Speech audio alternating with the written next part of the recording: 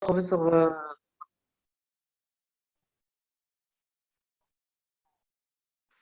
Bonjour, cher docteur. Je me présente. C'est Madame Nourlil Ebtissam, chef de produit des laboratoires Promopharm Hikma. Tout d'abord, je vous remercie d'avoir accepté notre invitation à assister à ce webinaire. Ce webinaire est organisé par l'Association des médecins internes du CHU d'Agadir, l'AMIAG, en collaboration avec les laboratoires Promopharm Hikma. Sans plus tarder, je passe la parole à Dr Lag Hamza, président de l'AMIAC. Et je vous rappelle que pour poser vos questions, merci de cliquer sur la rubrique questions et réponses pour en poser vos questions. Je vous remercie et bon webinaire. Dr Lag Hamza, à vous la parole. merci beaucoup, Ibtissam. Bienvenue à tous et bienvenue à toutes. Nous avons l'honneur d'organiser ce webinaire afin d'éclaircir toutes les questions et afin d'éclaircir toutes les idées floues et afin de répondre à toutes vos questions, que ce soit sur le choix de la voie internat-résidana ou sur le choix de la spécialité médecine, chirurgie ou biologie, contrat ou bénévole, ainsi que la voie universitaire et les postes de responsabilité tels que le poste de doyen, du directeur, ainsi de suite. À cette occasion, au nom de tous les internes de l'AMIAG, nous tenons à remercier chaleureusement les modérateurs et les intervenants de ce webinaire, ainsi que le corps administratif, pédagogique et technique de la faculté de médecine et de pharmacie d'Agadir. Et bien sûr, n'oublions pas le laboratoire Hikma pour ses efforts. On le remercie infiniment. Nous vous remercions vous aussi pour votre participation et nous vous souhaitons la bienvenue et merci. Je cède maintenant la parole à Dr Sophie Arius, la responsable des affaires scientifiques et culturelles de l'AMIAG. Merci. Merci, chers collègues. Merci. Bonsoir à vous et bienvenue à notre séminaire en ligne. Alors, le thème de ce webinaire est important pour nous et je vais essayer de vous expliquer pourquoi. Donc, bien que la spécialité soit une décision à prendre en fin des études médicales, ça doit être une décision qui est un fruit d'une réflexion profonde, prenant en considération le profil de l'étudiant, mais aussi ses différents talents et compétences. Donc, le but principal de ce webinaire est surtout d'exposer les différents secteurs à notre aimable audience, afin que les étudiants puissent, au fil de leur parcours universitaire, choisir celui qui leur convient le mieux, mais aussi de développer un curriculum bien avant le moment décisif. Donc, j'espère que ce webinaire répondra à toutes vos attentes et je vous souhaite une excellente soirée. Donc, je passe la parole à professeur Khabbel, vice-doyen de la faculté de médecine et de pharmacie d'Agadir et professeur en pharmacologie. Merci. Salam alaikum. Merci Ibtissam pour cette invitation. Donc, chers consoeurs, chers confrères, chers collègues, internes, résidents et étudiants. Donc, nous tenons d'abord à remercier nos chers internes pour nous avoir invités,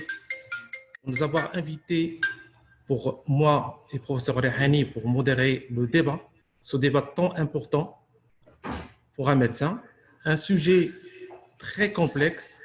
Le médecin est confronté au choix d'une spécialité et avant tout, bien sûr, un choix de parcours, surtout après celui de tronc commun. La formation médicale spécialisante est une voie très différente. Le choix, finalement, est conditionné par plusieurs facteurs. Il y a plusieurs études qui parlent de ça, des études à l'échelle internationale, il y a des études aussi marocaines. À ma connaissance, il y a une étude qui a été réalisée à Fès, une autre étude qui a été réalisée à Marrakech. Et donc, le choix, il est conditionné par plusieurs facteurs, comme je viens de dire. Il y a les conditions d'exercice, l'activité, l'intérêt pour l'organe de la spécialité, l'intérêt aussi pour l'aspect scientifique ou l'aspect de la recherche, la réputation de la spécialité, le prestige aussi de la spécialité, mais aussi pour le secteur libéral, donc la facilité de pratique en privé. Il y a aussi l'aspect financier, l'aspect aussi concernant l'exercice, c'est-à-dire les gardes, aussi un autre paramètre qu'on oublie souvent, c'est l'influence parfois des parents. Et bien sûr, il y a d'autres facteurs que nos chers orateurs vont débattre aujourd'hui. Le sujet d'aujourd'hui est avant tout une discussion professionnelle ouverte où vont se confronter plusieurs visions. Et donc, nous allons explorer les différentes facettes. À la fin, on va essayer de répondre par une solution ou par plusieurs réponses à cette thématique assez complexe. Donc, je tiens, avant de laisser la parole à notre première chère oratrice, je tiens d'abord à remercier le laboratoire Hikma pour sa participation. Et donc, on va commencer déjà, pour ne pas trop tarder, par notre cher collègue Dr Fourtassi, spécialiste de médecine physique, qui est chef aussi du service de médecine physique à Oujda. Donc, à vous la parole, Madame Fourtassi.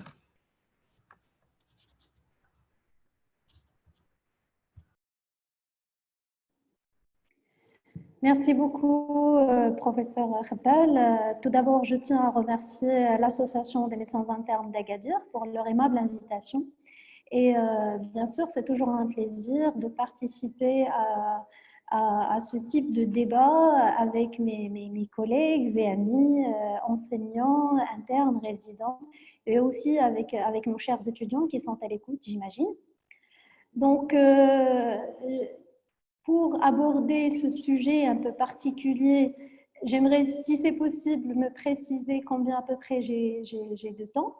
Hein, professeur Khatal, ou les modérateurs, si vous pouviez me dire un peu combien de temps. Bonjour, professeur Fourtassi. Vous avez tous 15 minutes pour l'intervention, pour laisser un petit peu le temps à la fin pour la discussion, Inch'Allah. À vous la parole. Merci bien de me l'avoir précisé parce que j'ai tendance à trop parler. Donc, c'est toujours important de fixer le temps. On m'a un peu confié la responsabilité d'aborder ou de faire une sorte d'introduction ou d'overview du choix de spécialité, c'est-à-dire sur quelle base on devrait choisir. Et là, sans trop tarder, je vais aller direct dans le but. J'estime que ce sujet a été choisi par les internes d'Agadir, par leur association, du fait de son intérêt, de son importance, du fait que beaucoup, pour eux-mêmes, bien sûr, qui sont pratiquement dans une phase où ils vont choisir bientôt leur spécialité, et tous les internes du Maroc, et puis aussi les étudiants qui voudraient par la suite poursuivre une carrière spécialisée, comment on va pouvoir le faire. Et donc, je vais essayer d'être très pratique, d'aller direct au but, et je vais aborder mon intervention, je vais aborder l'idée en 3 principales questions. La première, est-ce que c'est obligatoire d'avoir une spécialité? Est-ce qu'il faut, on parle le choix de spécialité, mais est-ce que c'est pour tout le monde? Est-ce que tout le monde va devoir choisir une spécialité? Nous sommes dans un pays, je pense que vous le savez, dans un pays où on a une inversion de la représentativité des médecins. Nous avons pratiquement plus de spécialistes que de médecins généralistes, ce qui n'est pas... À un certain moment, ça pose problème parce que dans tous les systèmes de santé, il faudrait avoir beaucoup plus de médecins généralistes ou de médecins de famille qui vont par la suite, c'est-à-dire assurer le principal de la prise en charge initiale, la prise en charge primaire, les soins primaires, et par la suite, adresser le patient au spécialiste en cas de besoin. Et c'est toujours le médecin généraliste ou le médecin de famille coordonnateur des soins des patients qui va assurer le suivi même des maladies chroniques. Et ça allège un peu le poids du travail des spécialistes. Donc, je suis l'une des personnes qui défendent hautement et de façon vraiment très convaincue l'intérêt de la médecine générale dans ce pays, et je pense que beaucoup d'étudiants n'y pensent même pas, et je pense que c'est un problème. Pourquoi? Tout d'abord, je pense qu'il y a des clichés ou il y a des fausses croyances. On pense que la médecine générale, c'est qu'on va faire toute la médecine, et c'est vague, et comment on va maîtriser la cardio, la néphro, la dermato, etc. Non, on n'est pas obligé de tout maîtriser. C'est un niveau d'intervention qui est basé essentiellement sur la prévention, sur l'éducation du patient, sur le diagnostic diagnostic, traitement des maladies courantes, et puis sur la détection des urgences et des choses importantes qui vont vous pousser à adresser le patient au spécialiste. Donc, c'est vraiment pas, il est sûr que dans notre formation actuelle, la formation médicale actuelle, elle est un peu orientée formation de médecine hospitalière et pas beaucoup de la médecine communautaire. Mais on espère qu'avec la mise en place de la réforme qui est en cours, qu'on rattrape un peu cet aspect-là et qu'il y ait plus d'orientation vers la médecine communautaire, que les étudiants puissent avoir accès à faire des stages dans des cabinets généralistes, beaucoup plus, à côté des centres de santé et tout, pour découvrir la beauté de cette médecine générale. Deuxième fausse croyance, c'est qu'on pense que la médecine générale on ne paye pas assez. C'est qu'on ne va pas gagner bien sa vie en étant médecin généraliste, et ça c'est fou. Tout dépend quand on fait, là le secteur public on n'en parle pas, on ne va pas rentrer dans les détails, mais là où vraiment la composante financière intervient, c'est essentiellement dans le secteur privé. Et je connais des généralistes qui gagnent leur vie très bien, c'est-à-dire mieux qu'un spécialiste du public, mieux qu'un spécialiste du privé. Il suffit de bien travailler son installation. Et là, c'est un autre domaine que nos étudiants et futurs médecins n'ont pas, c'est-à-dire ils n'ont pas accès à ce type de formation parce qu'ils ne sont pas intégrés dans le curriculum de formation. Et il faudrait penser à les intégrer, tout ce qui est études de marché, comment m'installer, sur quelle base, quelle zone choisir, etc. Si on calcule bien les besoins d'une certaine population dans un endroit et on s'installe correctement dans un endroit où il y a le besoin, c'est sûr qu'on va parfaitement bien gagner sa vie en étant un bon médecin généraliste. Mais je pense que la raison principale de la réticence des étudiants à être médecin généraliste, c'est autre chose. Et c'est quelque chose que j'ai approché du fait de mon contact régulier avec les étudiants. Beaucoup d'entre eux, c'est cette sensation de non-accomplissement, de non-achèvement du but. La particularité de la médecine un peu partout dans le monde, mais surtout au Maroc, c'est que c'est une voie très sélective, que les personnes brillantes vont atterrir en médecine suite à une sélection sur les notes du bac, puis sur le concours, etc. Que des personnes qui ont vraiment été excellentes, brillantes, toujours premières de leur classe, vont venir faire médecine. Et donc, elles s'attendent à être toujours excellentes, à suivre tout ce qui a trait à l'excellence. Donc, on est toujours très sélectif dans sa tête. Et le fait que moi, je choisis d'avoir mon diplôme et d'aller m'installer alors que d'autres vont continuer, je le vis comme un échec. La société me le fait vivre comme un échec. L'entourage me le fait vivre comme un échec, comme si, entre guillemets, chose que je trouve vraiment très aberrante. Et en rentrant en médecine, on rêve, en général, quand on est au bac, quand on veut faire médecine, c'est parce qu'on veut être médecin, pas parce qu'on veut être neurochirurgien ou biologiste. Normalement, ces choses-là, ça vient après. On veut être médecin. Et maintenant, une fois on est médecin, on a ce sentiment de non-accomplissement. Il faut qu'on fasse, là, j'adresse un requiem ou une demande ou un plaidoyer à tous les travailleurs dans ce domaine-là, notamment les professeurs, mes collègues, pour qu'on puisse travailler sur l'amélioration ou bien la promotion, la revalorisation de la médecine de famille, la médecine générale. Et là encore, on espère que la nouvelle réforme qui est en cours de débat aujourd'hui va permettre à cette discipline aussi de prendre de l'importance dans le marché ou de l'importance dans le système de santé actuel, qu'il y ait une revalorisation auprès des patients, que le patient comprenne que c'est beaucoup moins cher pour lui, c'est beaucoup plus rentable et beaucoup plus efficace qu'il s'adresse d'abord à son médecin soignant, généraliste, avant d'aller faire le tour de 36 000 spécialistes, avant de comprendre ce qu'il a normalement, et que son dossier soit suivi par la même personne qui l'adresse en cas de besoin vers les spécialistes. Donc, moi, je trouve que vraiment, j'ai donné beaucoup de temps à ça parce qu'il faut revaloriser la médecine générale. Il faut qu'on ait des personnes excellentes, même des internes, qui vont par la suite s'orienter à faire de la médecine générale. Et pourquoi pas, si le système d'internat trouve un changement particulier dans le cadre de la réforme toujours. Donc maintenant, voilà, ça, il faut revenir au fait que la médecine générale ne doit plus être faite par manque de choix. ما جابش الله في الانترنat, ما جابش الله في الريزيدانا, un généraliste. Non, ça c'est un discours que moi je refuse aujourd'hui et je pense qu'on devrait tous être dans l'optique c'est-à-dire dans l'optique de ne plus accepter que le choix d'être médecin généraliste soit une orientation par manque de choix ou une orientation des personnes qui ont raté leurs études ou une orientation des personnes qui n'ont pas été assez bonnes pour décrocher une spécialité. Non, c'est un choix qui devrait être respecté et qui devrait être encouragé et revalorisé. Ça, d'une part. Donc, ça, c'est pour répondre à la première question, est-ce que c'est obligatoire de choisir? Maintenant, supposons que moi, je fais partie des personnes qui sont convaincues de faire une spécialité. C'est-à-dire, je veux faire une spécialité. Et là, il faut comprendre les raisons. Est-ce pour juste satisfaire, est-ce que c'est une satisfaction personnelle? Jusqu'au maximum où je peux aller pour me sentir c'est-à-dire avoir la sensation d'auto-accomplissement. Est-ce pour améliorer ma situation financière? Et c'est complètement légitime de vouloir aller au bout d'une spécialité parce que c'est plus rentable, parce que je vais mieux gagner ma vie et donc bien m'occuper de ma famille, de moi-même et par la suite de mes patients. Pourquoi pas? Il faut aussi dédramatiser, déstigmatiser ce besoin humain de vouloir bien gagner sa vie, qu'on soit médecin ou autre, c'est très important. Qui veut faire une spécialité parce qu'il est motivé par la voie universitaire ou le pas par la voie de recherche. Et moi, je fais partie de ces gens-là aussi. Hein. Tout le monde me pose la question. Enfin, les gens, j'ai été interne, je suis ancienne interne de l'AMIR, de l'Association de médecins internes de Rabat, et j'ai fait médecine physique et réadaptation, une spécialité qui, à l'époque, était considérée comme une spécialité. Bon, médecin kiné, qu'est-ce que c'est? Pourquoi tu n'as pas fait cardio, neuro, des choses, on va dire, plus prestigieuses? Eh bien, moi, j'avais comme principal objectif de devenir enseignante, c'est-à-dire j'étais plus intéressée par l'enseignement que par la pratique médicale elle-même à une certaine époque de ma vie. Et donc, je me suis dit, je vais choisir la spécialité où il y a le moins possible, c'est-à-dire le chiffre le moins important de profs. Et à l'époque, il n'y avait qu'un seul prof de NPR à Casablanca.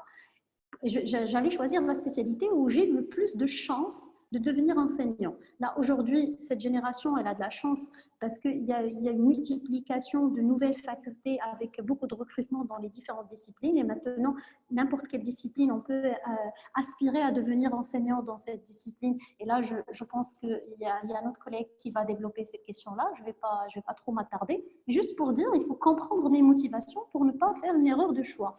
Si je fais un choix juste soit motivation financière, soit motivation de recherche, soit motivation de satisfaction personnelle ou de pratique particulière.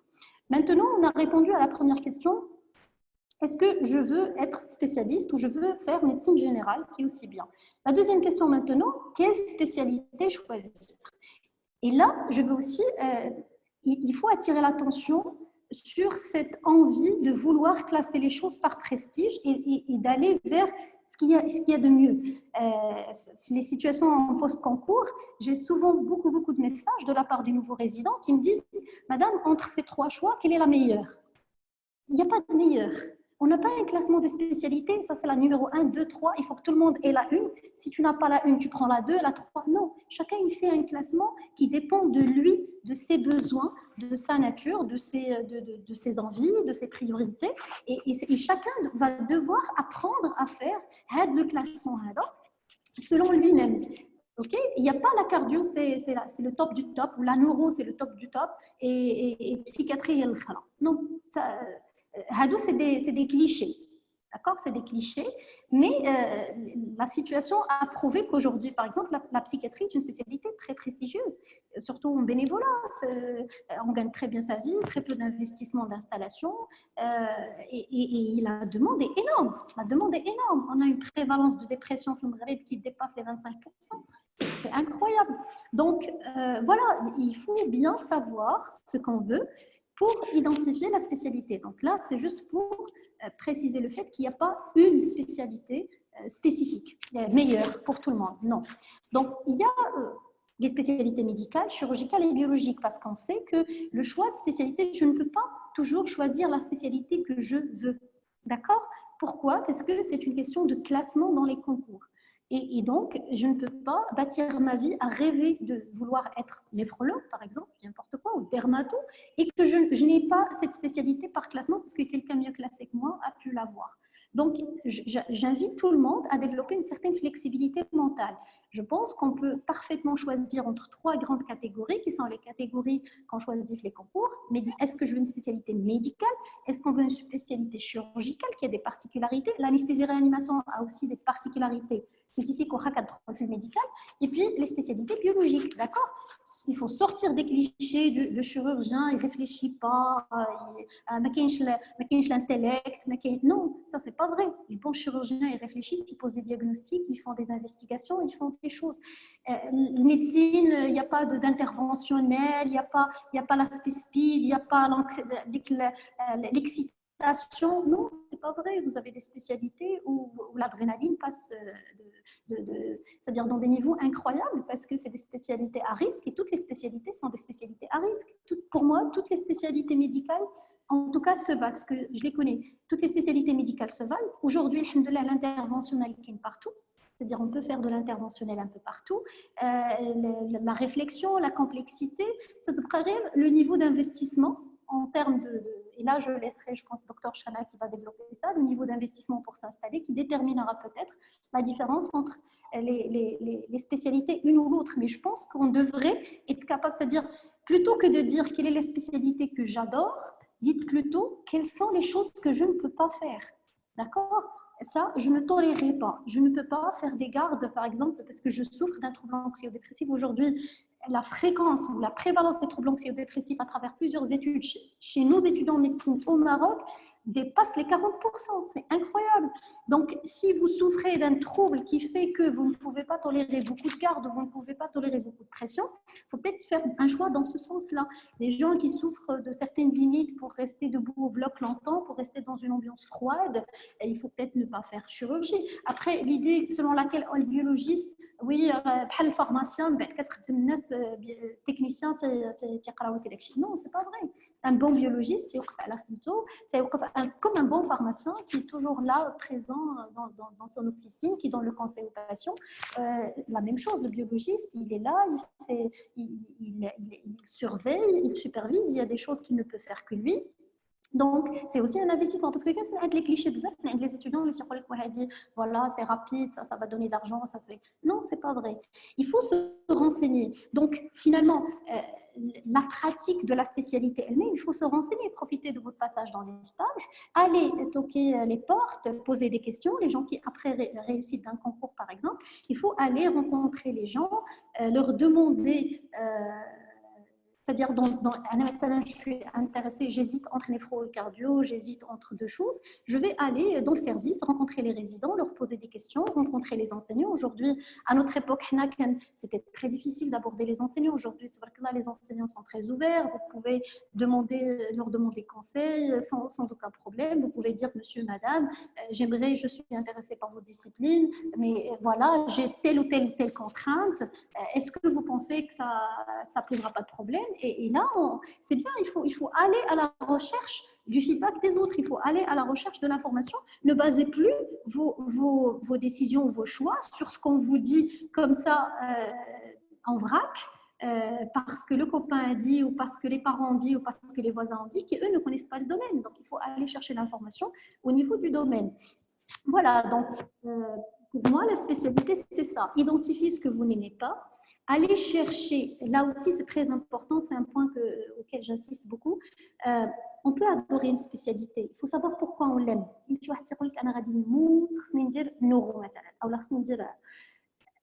Il doit comprendre pourquoi. Est-ce que c'est parce qu'il a eu un parent malade d'une maladie neurologique ou cardiaque ou ça l'a touché, il veut faire ça pour aider les gens dans la même situation? Est-ce que c'est émotionnel? Est-ce qu'il a eu un enseignant magnifique qui lui a fait un cours magnifique et donc il a bien compris la discipline et il veut la faire? Parce que la discipline que j'ai eu du mal à comprendre, que j'ai eu, pour laquelle j'ai passé 3 rattrapages, bien sûr que je vais la haïr, c'est normal. Donc il faut, et peut-être que je vais passer le concours de résidence dans une autre ville et avoir la chance de faire la spécialité que je n'aimais pas dans un service où il y a une ambiance d'apprentissage qui est meilleure et je vais l'adorer.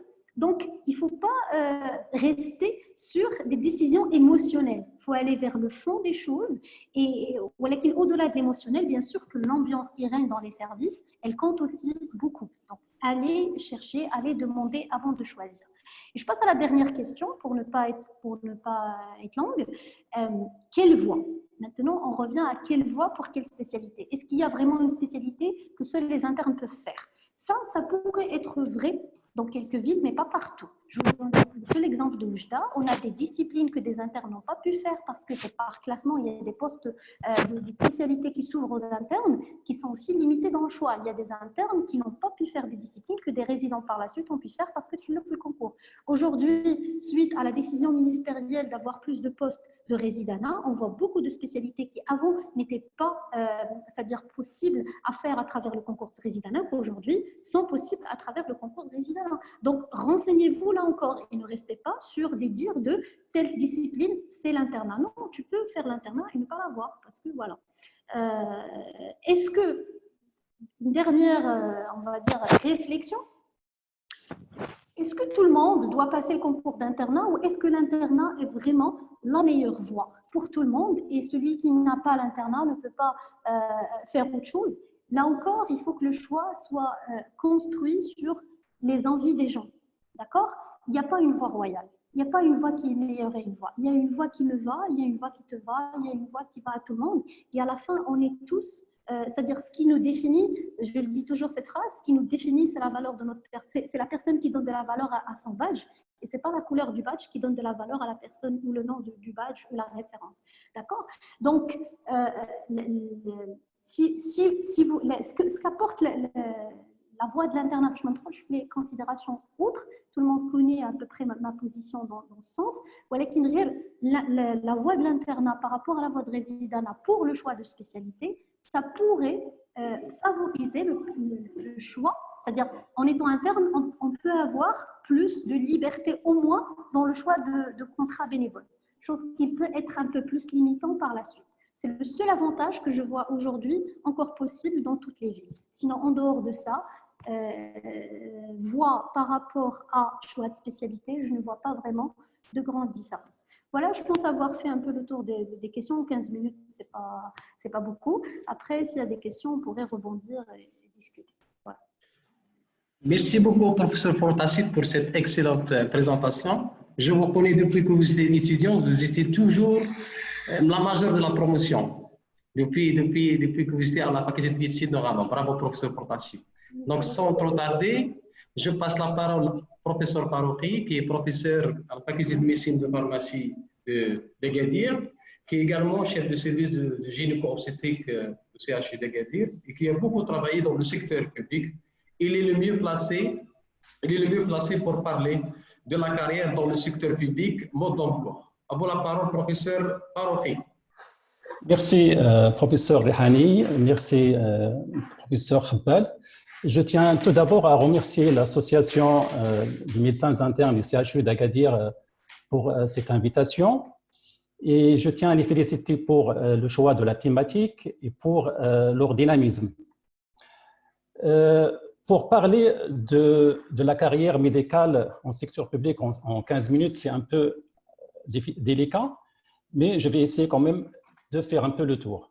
Alors, on va essayer quand même de répondre aux interrogations concernant les critères de choix de l'une ou l'autre, de l'un ou de l'autre secteur, et aussi quelles sont les attentes des médecins du secteur public. Alors, nous allons commencer par une petite analyse des systèmes de santé marocains, voir les acquis de ce système ainsi que les défis. Ensuite, on va voir un peu l'attractivité des secteurs publics et ses avantages. Et à la fin, on va quand même essayer, c'est difficile de faire un mode d'emploi, mais on va essayer quand même d'éclairer le choix et voir comment s'épanouir dans le secteur public.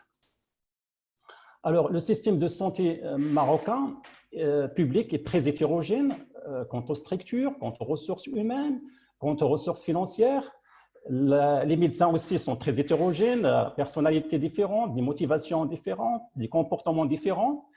Et il est alors difficile de donner un mode d'emploi unifié pour travailler dans le secteur public. On va quand même à la fin essayer d'éclairer le choix dans ce secteur. Alors, avant tout, il faut toujours avoir à l'esprit le serment d'Hippocrate, qui doit être normalement enseigné à la première année de médecine et à la dernière année de médecine. Donc, il faut toujours garder à l'esprit, que ce soit dans le secteur public ou libéral, garder à l'esprit ce serment. Alors, le système de santé est constitué d'un ensemble d'institutions, de ressources et des actions organisées qui ont comme objectif donc l'amélioration de la santé de la population. Alors, ce système a 6 fonctions, dont l'objectif principal est l'amélioration de la santé de la population de façon équitable. Alors, le système de santé a traversé des étapes depuis l'indépendance. Il a connu des progrès, des échecs. Peut-être que les progrès sont supérieurs aux échecs. Il est composé de 2 secteurs, le secteur public et le secteur privé.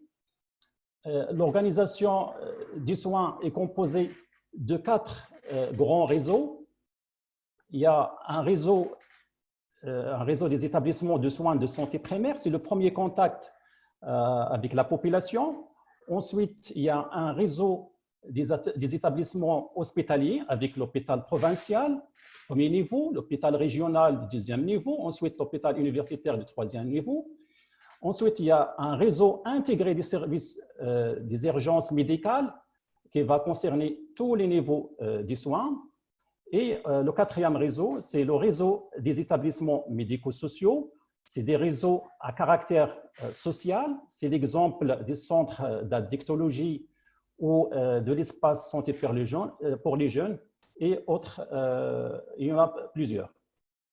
Alors, concernant l'organisation administrative du ministère de la Santé, au niveau central, il y a le cabinet du ministre, l'inspection générale et le secrétariat général avec les 8 directions et 4 divisions. Et au niveau périphérique, au niveau déconcentré, il y a la direction régionale qui va concerner les 12 régions des royaumes. Et après, il y a la délégation qui va concerner les différentes provinces du Maroc et qui va comporter plusieurs services administratifs. Quant à la couverture médicale, il est composé de 2 grands régimes, l'assurance maladie obligatoire et le RAMED. L'assurance maladie obligatoire, il est composé pour le secteur public, il concerne les fonctionnaires du secteur public par la CNOPS et les salariés du secteur privé par la CNSS. Et le RAMED, c'est le régime d'assurance maladie aux économiquement démunis, et c'est la majorité des Marocains, et ils sont pris en charge dans les structures publiques. Alors, quels sont les acquis du secteur public marocain? Alors, il y a certainement beaucoup d'acquis, comme en témoignent les indices démographiques, comme par exemple l'indice synthétique de fécondité, c'est-à-dire le nombre d'enfants par femme, il est passé de 7 à 2. La longévité a été améliorée avec une espérance de vie qui est passée de 47 ans aux années 60 et actuellement aux alentours de 76. La réduction considérable de la mortalité maternelle, la réduction de la mortalité infantile et juvénile, une baisse de la charge des maladies transmissibles avec l'éradication de certaines maladies transmissibles et une augmentation ou l'amélioration de la prise en charge des affections de longue durée, à savoir le diabète, l'hypertension, l'insuffisance rénale chronique, un énorme progrès dans la prise en charge des cancers en collaboration avec la Fondation Ella Salman et avec l'installation de plusieurs centres d'oncologie à travers les différentes régions du Maroc. Et bien sûr, la greffe d'organes qui a connu aussi une avancée importante concernant les différents organes. Concernant l'accès aux soins, il y a aussi une augmentation de la capacité litière au niveau des hôpitaux, une augmentation de taux d'hospitalisation de 61% et aussi une baisse du prix des médicaments et l'acquisition de matériel et des dispositifs médicaux. Malgré ces progrès, il y a encore des défaillances, il y a encore beaucoup de chemin à parcourir pour la mise à niveau de notre système de santé publique. Les défis concernent le problème d'accès aux soins. Ils concernent aussi la pénurie du personnel en général et particulièrement du médecin, avec une disparité de répartition entre les régions. Ils concernent les ressources financières, les infrastructures, le manque encore du matériel et des équipements, avec l'insuffisance d'entretien et de maintenance. il y a aussi un problème de motivation des personnels quant aux conditions du travail et aussi le statut du médecin avec le salaire qui ne répond pas aux attentes des médecins. La carte sanitaire qui a été proposée dans la loi pour résoudre le problème des disparités entre les régions, mais malheureusement, elle n'a pas été accompagnée de moyens de motivation. Il y a aussi la diminution de la rentabilité des secteurs publics par rapport à l'attirance et à la rentabilité du secteur libéral. Alors, pour pallier à ces failles, le ministère de la Santé a mis un plan de santé 2025 et qui est déjà en œuvre. Alors, la carrière dans le secteur public, l'état du lieu. Alors, d'après les témoignages de nombreux médecins, la majorité soulève le problème de la motivation, le problème des salaires, le problème de manque de moyens de motivation pour ceux qui sont affectés dans des zones reculées. Il y a une étude à Marrakech datant de 2016 c'était une enquête auprès de 160 internes du CHU de Marrakech concernant soit le statut contractuel, c'est-à-dire le secteur public, soit le statut bénévole. Alors, 51% des internes ont choisi le statut contractuel. Alors, pourquoi? La majorité, parce que le salaire était insuffisant pour les bénévoles, parce qu'ils ont droit à la sécurité sociale et à la retraite, et pour d'autres, pour acquérir de l'expérience et enrichir la pratique. Mais il y a quand même un point très important, presque la moitié des internes ont choisi le secteur public pour motif de participation active à l'amélioration des soins au niveau public et à la valorisation des soins pour les populations diminuées. Alors, pour le choix des statuts bénévoles, c'est-à-dire le secteur libéral, alors pour la majorité, c'était pour un libre choix de la zone d'installation et pour la rentabilité du secteur libéral. Pour d'autres, c'était pour des contraintes familiales. Alors, qu'en est-il de l'attractivité du secteur public? Certes, les moyens de motivation sont insuffisants. Les salaires, c'est vrai, ne répondent pas aux exigences. La pénurie des médecins va entraîner dans certaines régions un problème de permanence des soins et de garde. Les médias n'ont pas participé positivement à mettre en relief le travail accompli par le médecin de la santé publique et certaines poursuites médico-légales sont venues un peu compliquer les choses et entraîner un peu une ambiance tendue dans le secteur. Alors, par conséquent, on se retrouve dans un cercle vicieux avec insuffisance de nombre de candidats postulant pour les concours de recrutement, un désistement de certains postes des ans reculés, un nombre croissant de démissions et après, on se retrouve devant un véritable obstacle du développement de ce secteur, tout en sachant que la majorité de la population est prise en charge dans le secteur public. Alors, la conséquence, c'est quoi? C'est que la santé de la population va être en péril. Mais ce secteur public a quand même des avantages.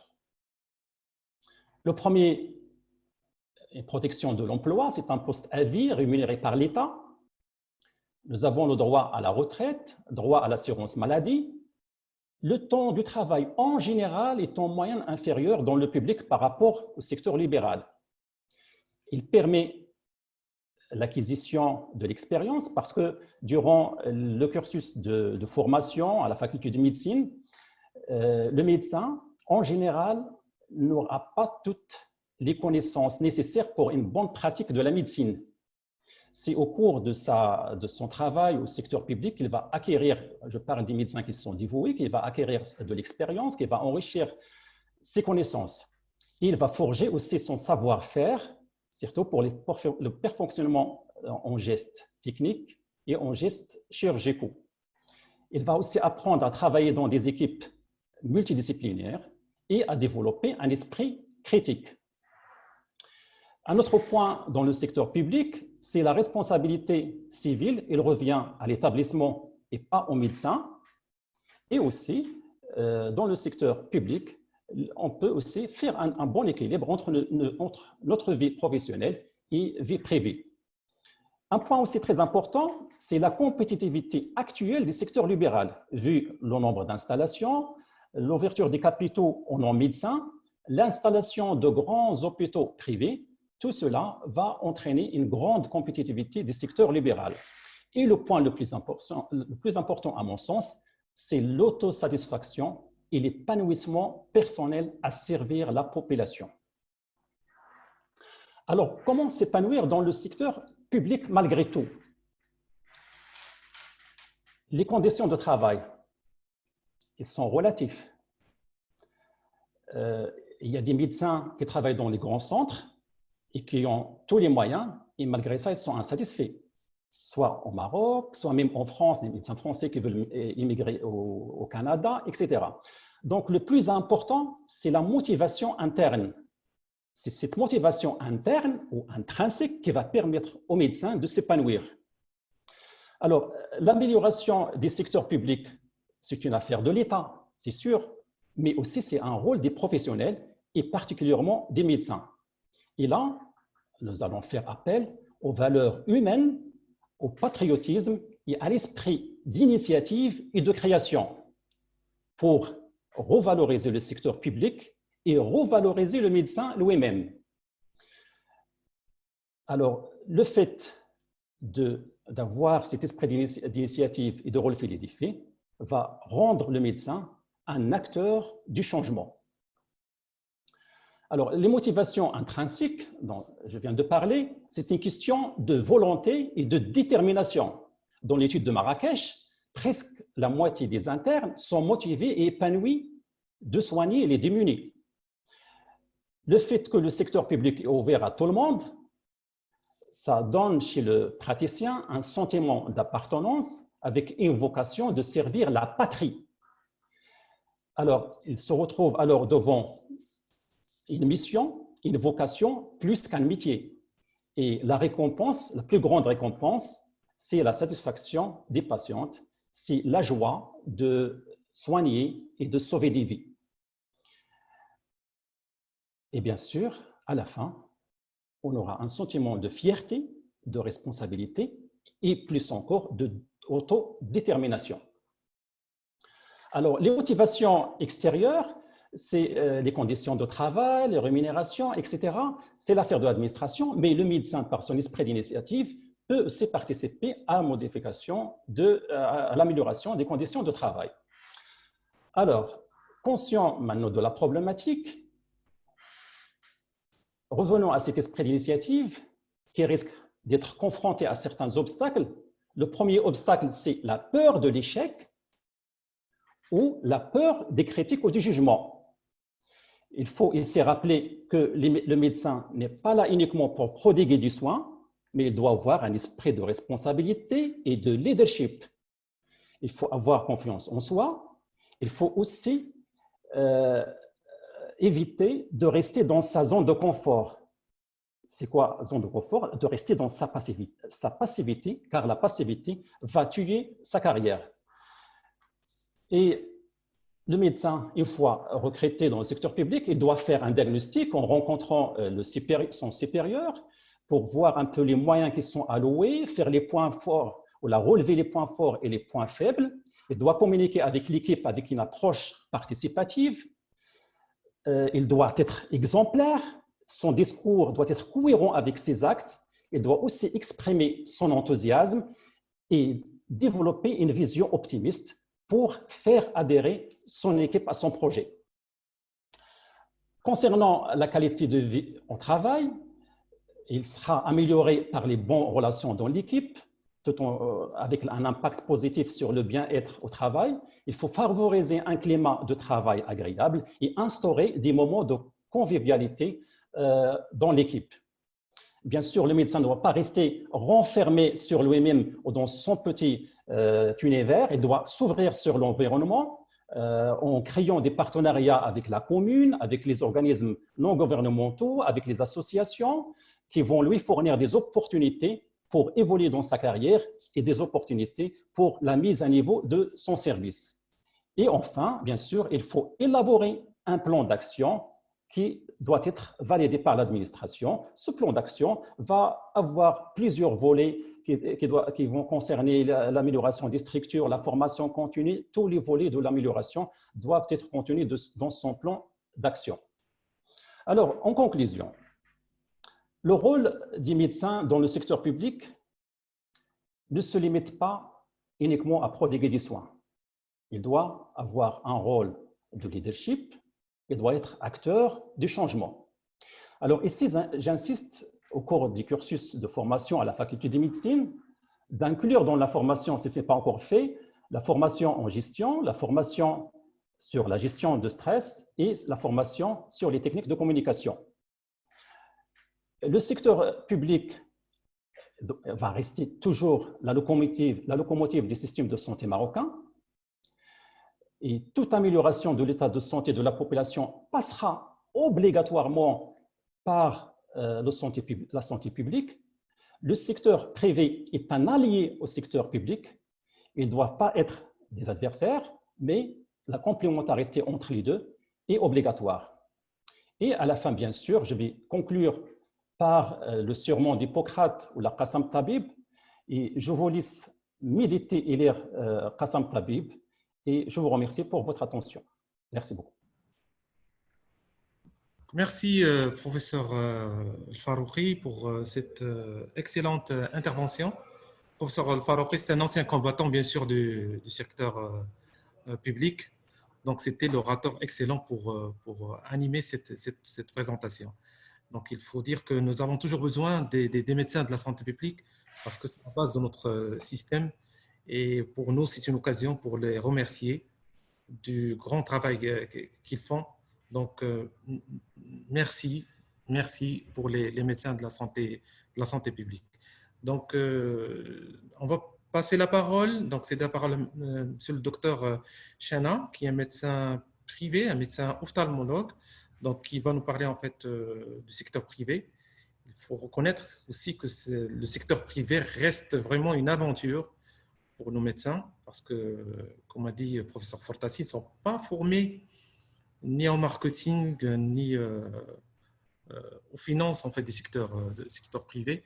Donc, je cède tout de suite la parole à Dr Chana. Merci. Bonsoir tout le monde. Merci à l'association des internes d'Agadir de m'avoir invité aujourd'hui. Ça m'a permis de revoir professeur Fortassi que je n'ai pas vu depuis belle lurette, parce qu'on est de la même promotion. Donc, ça fait plaisir de l'entendre à nouveau.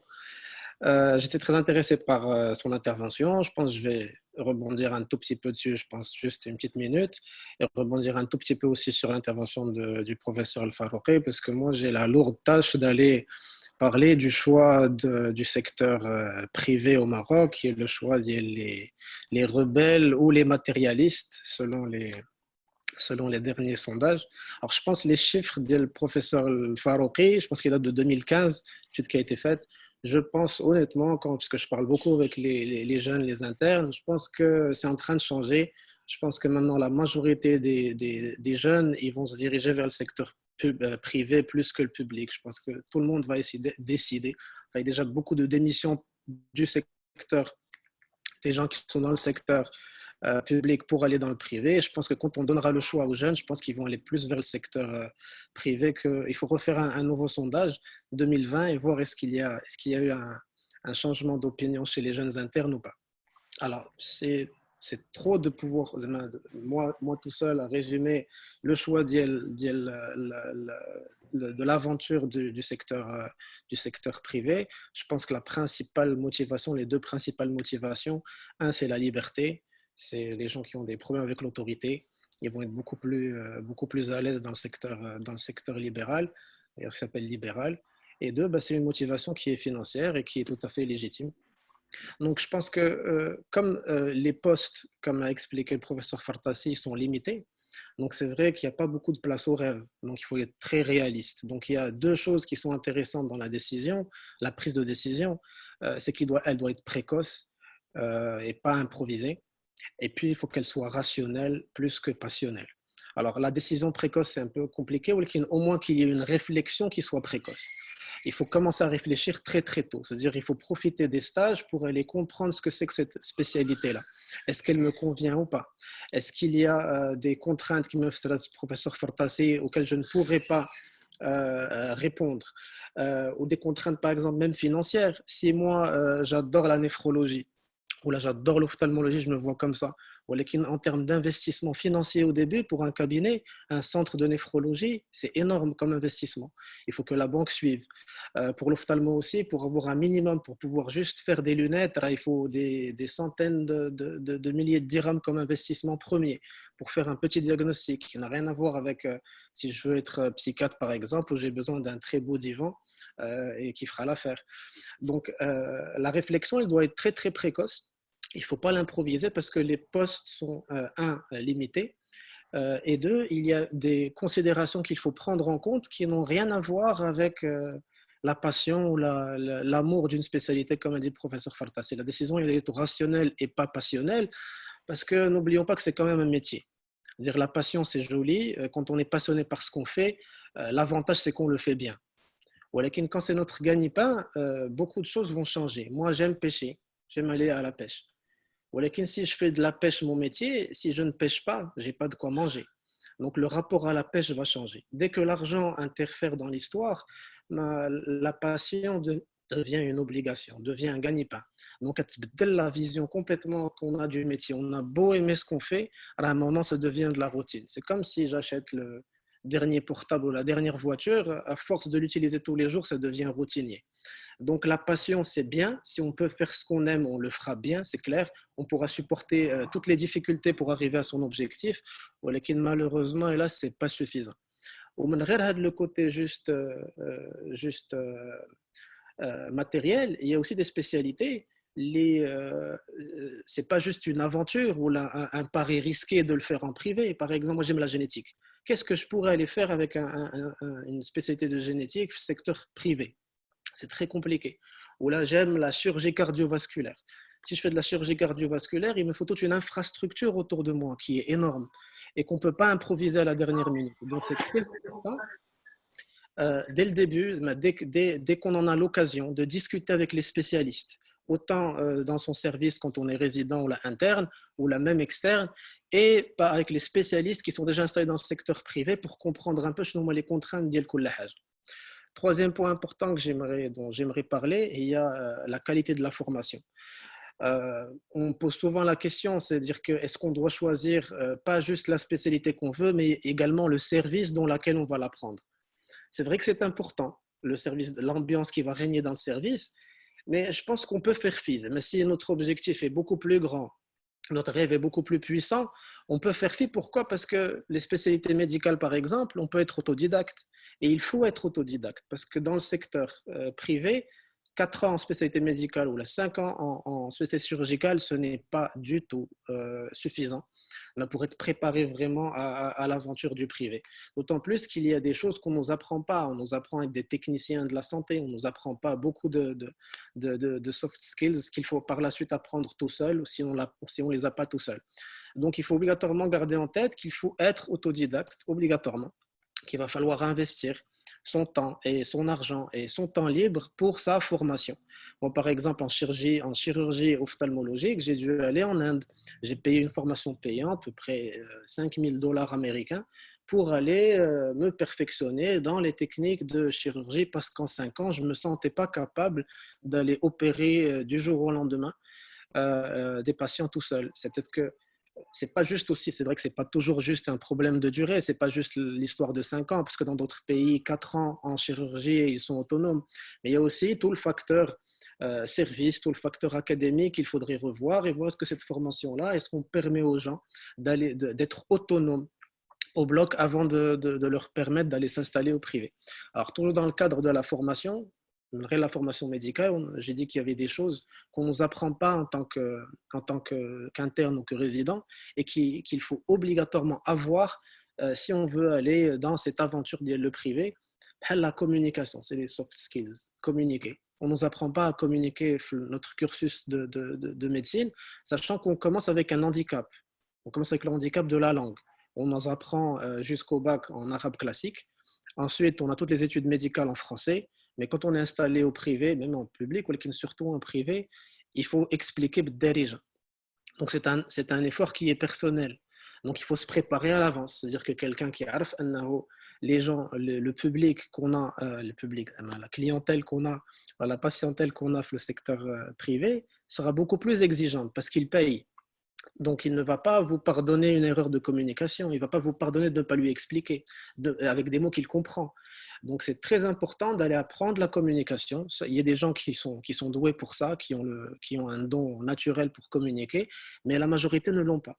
Et la formation qu'on a nous prive de communication parce qu'on nous demande très peu de communiquer pendant toute notre formation. Mais à part le staff une fois par semaine, où pas tout le monde ne prend la parole, où on nous apprend un peu qu'est-ce que c'est que communiquer, les outils qu'il faut utiliser, la communication verbale et non verbale. Et tout ce genre de choses joue énormément de rôle dans la pratique de tous les jours. Malgré la communication, il y a aussi, ils en ont parlé tout à l'heure, le professeur Farouqi, un petit peu Myriam, c'est le marketing. Enfin, le marketing, pas dans le sens négatif de la chose, mais on n'est pas en train de vendre du rêve ou du mensonge, mais il faut savoir se vendre. Si on parle que du point de vue purement financier, à un moment, alors vous avez besoin d'un investissement au début pour s'installer. Et quand on a besoin d'investissement, on va aller voir son banquier. Et aller voir un banquier, il faut être très convaincant. Moi, je n'ai pas été convaincant. On n'a pas voulu me donner le premier crédit que je voulais. Et j'ai dû passer par un garant qui était mon père pour garantir que j'allais rembourser l'argent que j'allais prêter, que la banque m'allait me prêter. La première question qu'on m'a posée, c'était « J'ai 31 ans, قال لي فين كنتي » parce qu'ils n'ont aucune idée les banques maintenant sont en train de s'ouvrir un peu aux jeunes médecins, mais il faut être préparé. Il faut vraiment être préparé, il faut savoir se vendre, pas se vendre faussement, mais se vendre. Beaucoup de patients vous ont à l'œil quand ils rentrent, là, ils vous regardent comment vous exprimez, est-ce que vous êtes sûr de vous ou pas. Il y a des patients qui viennent pour un deuxième, troisième avis parce que le premier médecin n'était pas convaincant. Votre façon de communiquer avec votre patient, votre façon de vous vendre en tant que spécialiste, parce que ça n'a rien à voir avec la compétence. Il ne faut pas penser que quand on a raison, c'est que forcément on sait présenter les choses. Il y a ces deux choses qui sont complètement différentes. Vous pouvez être très brillant, mais vous exprimer très très mal et donner l'impression que vous avez tort ou que vous vous trompez complètement. Donc, ce sont des choses qu'il faut obligatoirement apprendre soit sur le tas, ce que fait la majorité des gens, soit se former, soit tout seul, soit qu'au niveau des facultés, il y ait un volet de préparation pour ce genre de choses à l'avenir. Alors, parmi les choses aussi qu'il faut apprendre, que j'ai appris à mes dépens, c'est la comptabilité. Des notions, pas absolument tous les détails, mais au moins la notion de comptabilité. Se préparer au fameux jour où vous allez recevoir le fisc, j'en suis à 5 ans de pratique sur le secteur privé, ils sont déjà venus une fois et demie. Donc il faut se préparer, on n'est pas du tout préparé en tant que technicien de la santé à faire face à ce genre de défis qui sont capitaux. Dire un minimum, mais forcément, j'aimerais bien qu'il y ait pas des TP, mais au moins des petites conférences pour les étudiants, pour leur parler un peu de ce que c'est qu'un cabinet médical, comment on gère ça du point de vue fiscalité, du point de vue comptabilité, les ressources humaines, comment recruter du personnel, sur quels critères, comment se comporter avec son personnel, les soft skills qu'on ne nous apprend pas du tout et qui sont capitales et qui peuvent tout changer quand vous vous installez au privé. Une question aussi qui est assez importante, qui revient souvent dans le secteur privé, c'est où m'installer. Alors, est-ce que l'adresse de l'installation elle est importante? Elle est importante, les premiers mots, la première année, les premières années, c'est important. Si vous allez dans un endroit où vous êtes le seul spécialiste, vous êtes sûr de cartonner. Pourquoi? Parce que le besoin est là et il n'y a aucune concurrence. C'est-à-dire, le besoin est là et il n'y a pas d'offre. Donc, l'adresse, elle est intéressante au début uniquement. Parce que si vous atterrissez dans un quartier ou dans une ville carrément où il y a très peu ou pas du tout de gens qui ont la même spécialité que vous, c'est clair que ça va marcher dès le début. Mais avec le temps, l'adresse fera de moins en moins, ne sera pas du tout importante parce qu'après, ça va être vraiment votre réputation. C'est votre réputation qui va vous ramener des patients. C'est le bouche à oreille. C'est un patient que vous aurez bien traité qui va vous ramener un membre de sa famille ou vous conseiller à son voisin. Donc, où s'installer au début, l'adresse est importante si vous voulez cartonner dès le début. Ce qui marche à la longue, c'est plutôt de travailler. Alors, la réputation, en un mot, c'est l'éthique. Si vous avez de l'éthique, vous aurez une bonne réputation. Alors maintenant, on a un métier de réputation, c'est un peu comme le journalisme, c'est du bouche à oreille. Mais maintenant, il y a aussi ce qu'on appelle la e-réputation, c'est la réputation électronique, c'est la réputation sur les réseaux sociaux et qui commence à prendre de plus en plus de valeur parce que maintenant, les gens ne demandent pas à leurs collègues ou à leurs voisins, ils demandent, mais très peu. Maintenant, quand je veux aller voir un neurologue ou là, un ophtalmo, je vais le taper sur Internet, ophtalmologue Rabat ou là, ophtalmologue Kenitra, ou il des listes. Donc, il va falloir que vous travaillez votre e-réputation. Et ce qui se passe maintenant, c'est qu'il y a beaucoup de groupes de partage où les gens peuvent donner leur avis. Avant, ce qu'on pensait d'un médecin, on le gardait pour nous, pour nos proches. Maintenant, on peut le partager. C'est une bonne chose et une mauvaise chose en même temps parce qu'il y a des gens qui sont de mauvaise foi, il y a des menteurs, il y a des gens qu'on peut acheter ou vendre. Mais en même temps, ça nous met une pression à nous, en tant que médecins, de savoir qu'on est un peu fliqué en quelque sorte et que notre travail, il se répercutera sur notre réputation sur les réseaux sociaux. Et ça, il faut le travailler. Le travailler comment? C'est avoir de l'éthique, c'est-à-dire il faut obligatoirement se débarrasser. Comment dire ça gentiment? Il faut que la motivation de l'intérêt financier ou économique, elle ne soit pas notre premier argument de prescription. On ne peut pas prescrire un examen complémentaire ou un médicament parce qu'on est motivé par l'argent ou parce qu'on est sollicité par une industrie pharmaceutique. Donc, il faut essayer de garder une certaine souveraineté de prescription et ne pas se transformer malheureusement, comme on est très tenté de le faire, en prostituée médicale. Et c'est le plus offrant à qui on va prescrire les médicaments en fonction de quel hôtel il va nous offrir ou là où est-ce qu'il va nous faire voyager, nous et notre famille. Et toujours dans ce domaine-là de l'éthique, comme a dit le professeur El Farouqi tout à l'heure, c'est qu'il ne faut pas oublier que dans le secteur privé, vous êtes livré à vous-même. Vous êtes livré à vous-même, même devant la justice. C'est-à-dire vous êtes en personne physique et le patient vous attaque vous directement. Donc avoir une connaissance un peu dans le domaine juridique, savoir où commence votre responsabilité, où est-ce qu'elle s'arrête, comprendre qu'il faut obligatoirement expliquer ça très tôt à vos patients pour ne pas avoir de surprise plus tard. C'est très important d'avoir ça en tête avant et que vous asseyiez avec des professionnels, qu'il y ait des conférences, parce que je trouve que de la conférence, c'est déjà génial pour les jeunes internes et les résidents, savoir qu'on essaie de les préparer, même si ce n'est pas vraiment suffisant, ou qu'ils au moins un tout petit peu. Ça, c'était par rapport à l'éthique. Alors, pour pouvoir garder son éthique, je pense qu'il faut arriver à un certain moment. Alors, c'est une motivation qui est claire, que la motivation financière pour aller choisir le privé, c'est une motivation qui est légitime parce qu'on a tous des charges, on a des familles à prendre en charge. Donc, c'est normal d'avoir de la préoccupation. Et c'est pour ça que je trouve qu'il faut absolument on arrive à un conflit d'éthique quand il y a de l'argent en jeu et que cet argent, c'est nous qui décidons si on va l'avoir ou pas en fonction de nos prescriptions. Et je pense que c'est là où c'est important que les médecins comprennent qu'il va falloir obligatoirement investir leur argent dans d'autres domaines qui peuvent leur donner un certain confort financier qui va alléger l'impératif de le chiffre d'affaires même le cabinet médical. Si j'ai d'autres entrées qui viennent de façon passive, ça me facilite beaucoup la tâche, ma prescription médicale et mon éthique. Et non seulement ça me facilite la tâche, mais en même temps, comme l'a dit le professeur El Farouqi, l'un des avantages pour lesquels les gens avant choisissaient le secteur privé, c'était principalement la garantie d'avoir un salaire à vie et par la suite, quand on s'arrête, qu'il y ait une retraite. Ben maintenant, on peut s'assurer une retraite, par exemple, je sais pas, avec une rente immobilière, mais il faut avoir ça en tête, c'est-à-dire que si moi j'ai suffisamment d'argent mis de côté, que je le fais travailler pour moi, pour me garantir un certain confort et en même temps me garantir une certaine retraite, je pense que le facteur économique va moins peser sur mes prises de décision. Et croyez-moi que ce n'est pas facile tous les jours de faire d'être éthique à 100%. C'est vraiment un défi qui parfois est journalier Et je pense que l'aspect, pour moi, ce qui m'a beaucoup aidé, moi, c'était principalement ça, c'est de pouvoir investir mon argent ailleurs pour être beaucoup plus à l'aise ma pratique de médecine privée. Dernier point sur lequel j'aimerais insister, et il y a la formation continue. Comme l'a dit le professeur Al-Farouqi, l'avantage dans le secteur public, c'est qu'on est entouré, il y a des staffs, il y a une équipe, on partage, donc on est en formation continue malgré nous.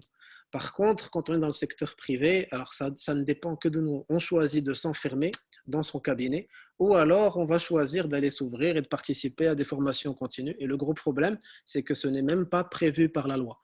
C'est-à-dire la loi ne nous oblige pas à assurer notre formation continue. Et ce qui fait que beaucoup de médecins pratiquent avec des arbres décisionnels qui datent de plus de 15-20 ans, sachant que la médecine elle évolue de façon exponentielle. Donc, c'est le point pour moi qui est le plus important et pourquoi pas mettre en place une loi comme dans tous les pays qui nous impose un certain score qu'on va acquérir à la fin de chaque année en participant à des événements scientifiques, à des diplômes, à des conférences, à des tables rondes et que la table ronde ou la conférence est cotée avec un certain score qu'on va récolter à la fin de l'année pour avoir l'autorisation de pratiquer l'année suivante. Tout comme on refait son permis de conduire, parce qu'avec l'âge, on peut perdre un peu ses facultés, donc pour être sûr qu'on n'est toujours pas un danger pour soi et pour les autres. Voilà, c'était principalement les points sur lesquels je voulais intervenir. Et j'espère que le débat par la suite sera encore plus riche que les interventions qui ont précédé. Merci. Merci beaucoup, Dr. Chena, pour cette présentation claire. Donc, il y aura certainement des questions pour vous à la fin. C'est bon, professeur.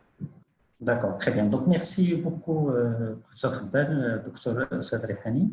Merci pour l'association des médecins internes du CHU d'Agadir pour l'invitation et surtout pour le choix du thème. Donc, j'ai la lourde tâche de présenter et d'être attractif après cette brillante présentation pour le secteur de l'enseignement. Donc, je vais présenter ces quelques diapos sous réserve d'une très prochaine réforme du 3e cycle qui est en train de se préparer où il y aura probablement beaucoup de changements. Je ne peux prétendre présenter le cycle de l'enseignement et pour qu'il marche, sauf si les autres parties qui sont des parties prenantes du paysage, ne travaillent pas en collaboration avec une synchronisation parfaite avec le système et le cycle de l'enseignement. Donc, mon intitulé de ce topo, c'est le cycle de l'enseignement, une carrière qui se prépare aussitôt que l'internat. Et on m'a donné comme question répondre. C'est la première, comment pourrais-je accéder à la voie de l'enseignement? Comment devrais-je préparer mon CV depuis que je suis étudiant? Moi, je vois la chose autrement et je vais essayer de répondre à quelques questions pour arriver aux mêmes objectifs. La première question, c'est un enseignant-chercheur en médecine, c'est quoi exactement? D'accord, ça c'est question à laquelle on doit répondre. Donc, il y a déjà la loi 01/2000 qui porte sur l'organisation de l'enseignement supérieur, qui trace les objets principaux de cet enseignant-chercheur.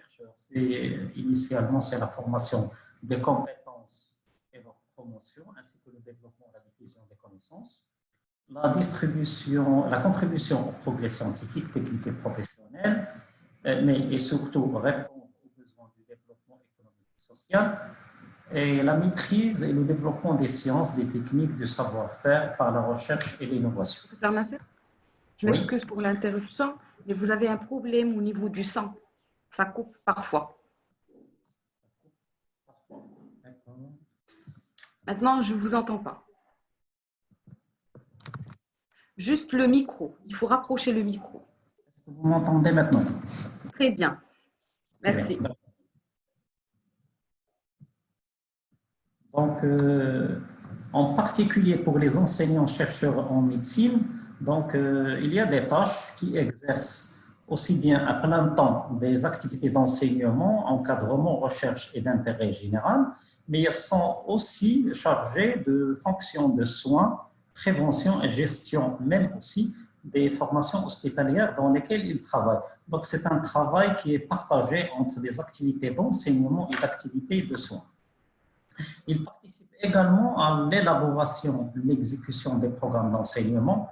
Ça, c'est un travail qui est très important, majeur et très chronophage en matière de préparation et de dispense des cours magistraux, les TD, les TP et surtout l'encadrement journalier des stages hospitaliers.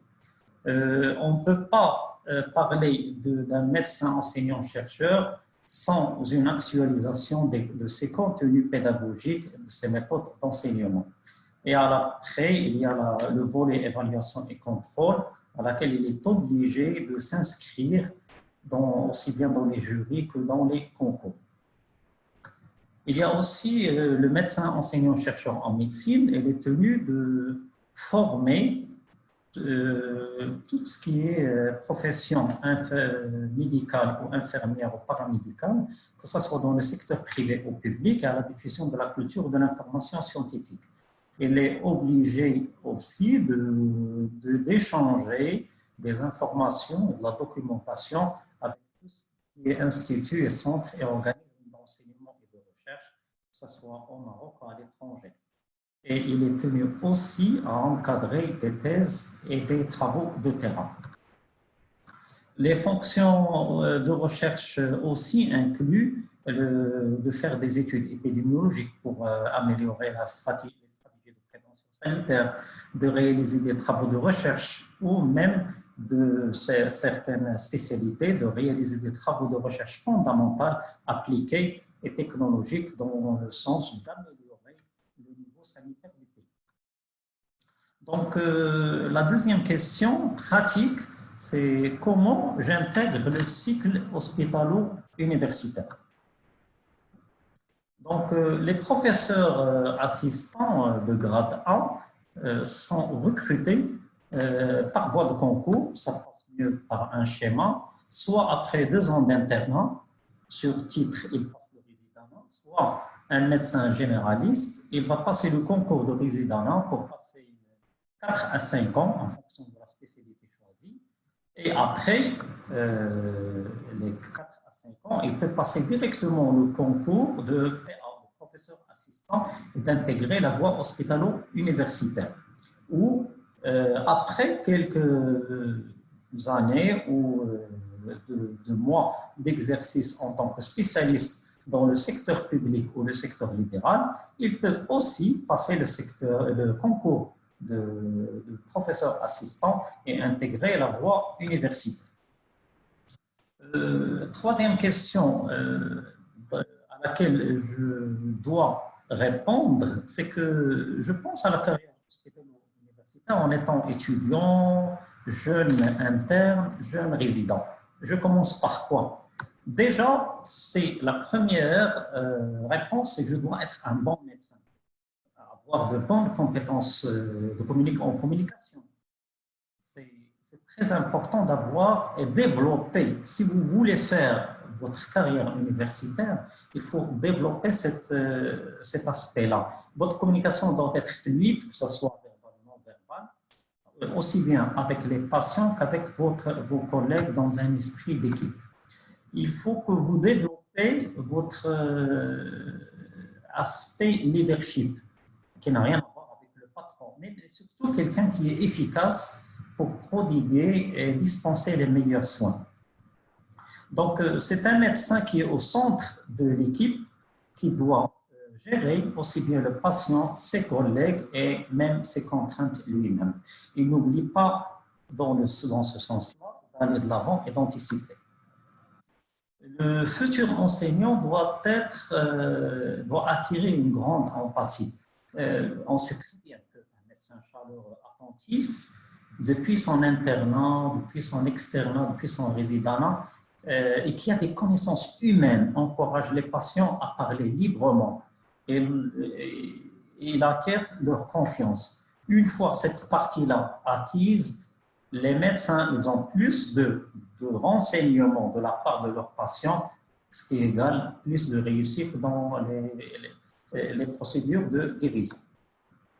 Un médecin aussi doit regarder au-delà de sa propre spécialité. Il ne faut pas être traumato, je veux faire traumatologie, je veux faire rhumato, médecine interne. Non, il doit voir les choses en grand. Il doit voir les choses en perspective. On sait très bien que les meilleurs médecins, c'est eux qui gèrent et qui regardent au-delà de leur spécialité. D'accord? Lorsque vous ne regardez que votre petit coin, vous risquez d'oublier beaucoup de choses et de passer à côté des bons diagnostics. Donc, c'est quelque chose qui est une caractéristique cruciale du bon médecin futur enseignant. Donc, il faut développer aussi le sens de la prise de décision. Donc, on sait très bien qu'on travaille dans un milieu très lourd, avec très astreignant et contraignant. D'accord. Donc, on doit parfois prendre des décisions qui sont délicates. Parfois, la vie est en jeu. Donc, il faut développer ce sens et cette propriété de prise de décision au sein de l'équipe dans laquelle vous travaillez. Sans oublier, il faut acquérir des connaissances professionnelles et un professionnalisme. D'accord. Il faut essayer de disposer de capacités analytiques. D'accord. Il faut toujours revenir en arrière et faire une analyse de ce qui se passe, de ce que le patient, ce qui se passe autour du patient. Donc, c'est pour ça que vous pouvez acquérir, établir des diagnostics au-delà de la connaissance, mais toujours avec tact et discrétion. Il ne faut pas arrêter de se former. On sait très bien que la médecine est une discipline qui est très large et évolue à une vitesse qui est exponentielle, comme a été déjà dit par mes collègues. Il y a beaucoup de recherches qui restent à faire. Il faut être formé en permanence. Il ne faut pas être derrière les autres. Il faut être en avant. Il faut être toujours au courant des dernières choses dans votre spécialité. Ça a été résumé un tout petit peu dans la fameuse canadienne. La question suivante à laquelle je me propose de répondre, donc devenir un enseignant-chercheur en médecine, il y a peut-être des qualités à développer. L'enseignant-chercheur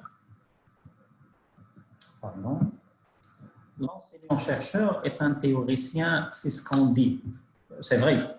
Un théoricien le médecin enseignant-chercheur est un théoricien avant tout. Mais il ne reste pas isolé dans son bureau. J'insiste à ça à chaque fois. C'est vrai qu'il fait de la recherche tout le temps, il fait de la rédaction, il est doué pour tout ce qui est abstraction, mais il travaille toujours en service clinique, en contact avec les étudiants, avec l'équipe soignante et avec les malades. Et il échange énormément avec l'entourage. Le médecin enseignant-chercheur doit avoir un sens de la pédagogie. Donc, c'est quelque chose d'indispensable pour passer les meilleures images et surtout la façon de passer les messages et avoir une aisance pour prendre la parole qu'il doit développer au cours de son cursus d'externat, d'internat ou de résidence. C'est quelque chose de très important d'apprendre à prendre la parole en public et au cours éventuellement pour des conférences ou des présentations après. Donc, le futur bon professeur pour moi, c'est un enseignant qui doit donner envie, qui exprime des qualités humaines qui sont inspirantes parce que les étudiants, les externes, les résidents, les internes voient toujours dans l'enseignant l'idole. D'accord? Il doit être toujours en train d'apprendre, il doit avoir un lien de sympathie. C'est quelque chose qu'on ne dit pas, mais il faut l'avoir en profondeur. Il doit avoir beaucoup de bagages pédagogiques et beaucoup d'éléments qui sont évolutifs en matière de pédagogie et surtout dans le groupe des apprenants et dans le groupe dans lequel il travaille, il doit être un catalyseur de l'apprentissage. Donc, on sait très bien, ça c'est quelque chose que tout le monde connaît, c'est que l'enseignant-chercheur est un idole. D'accord. Il joue dans sa pratique quotidienne les deux modèles, le modèle de rôle et la supervision. il bascule entre ces deux-là. D'accord? Donc, il a besoin d'acquérir, pour avoir un modèle de rôle, une expertise clinique, des habilités d'enseignement et surtout des qualités personnelles.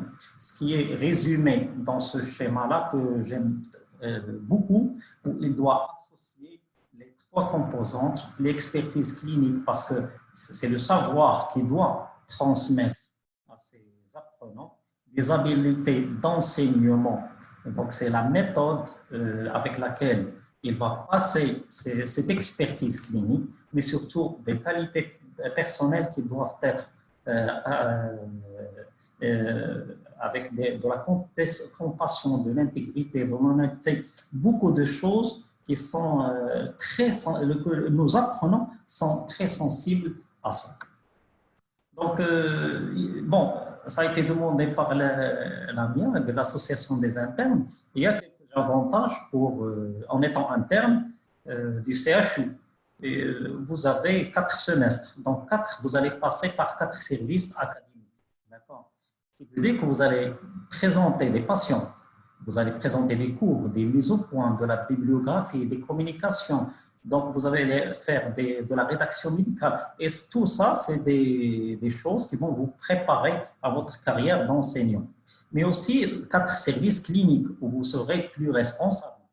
Vous aurez à développer votre esprit d'expertise clinique et surtout jouer à minima votre futur rôle d'enseignant en matière de supervision, rôle devant le staff professoral et devant vos étudiants.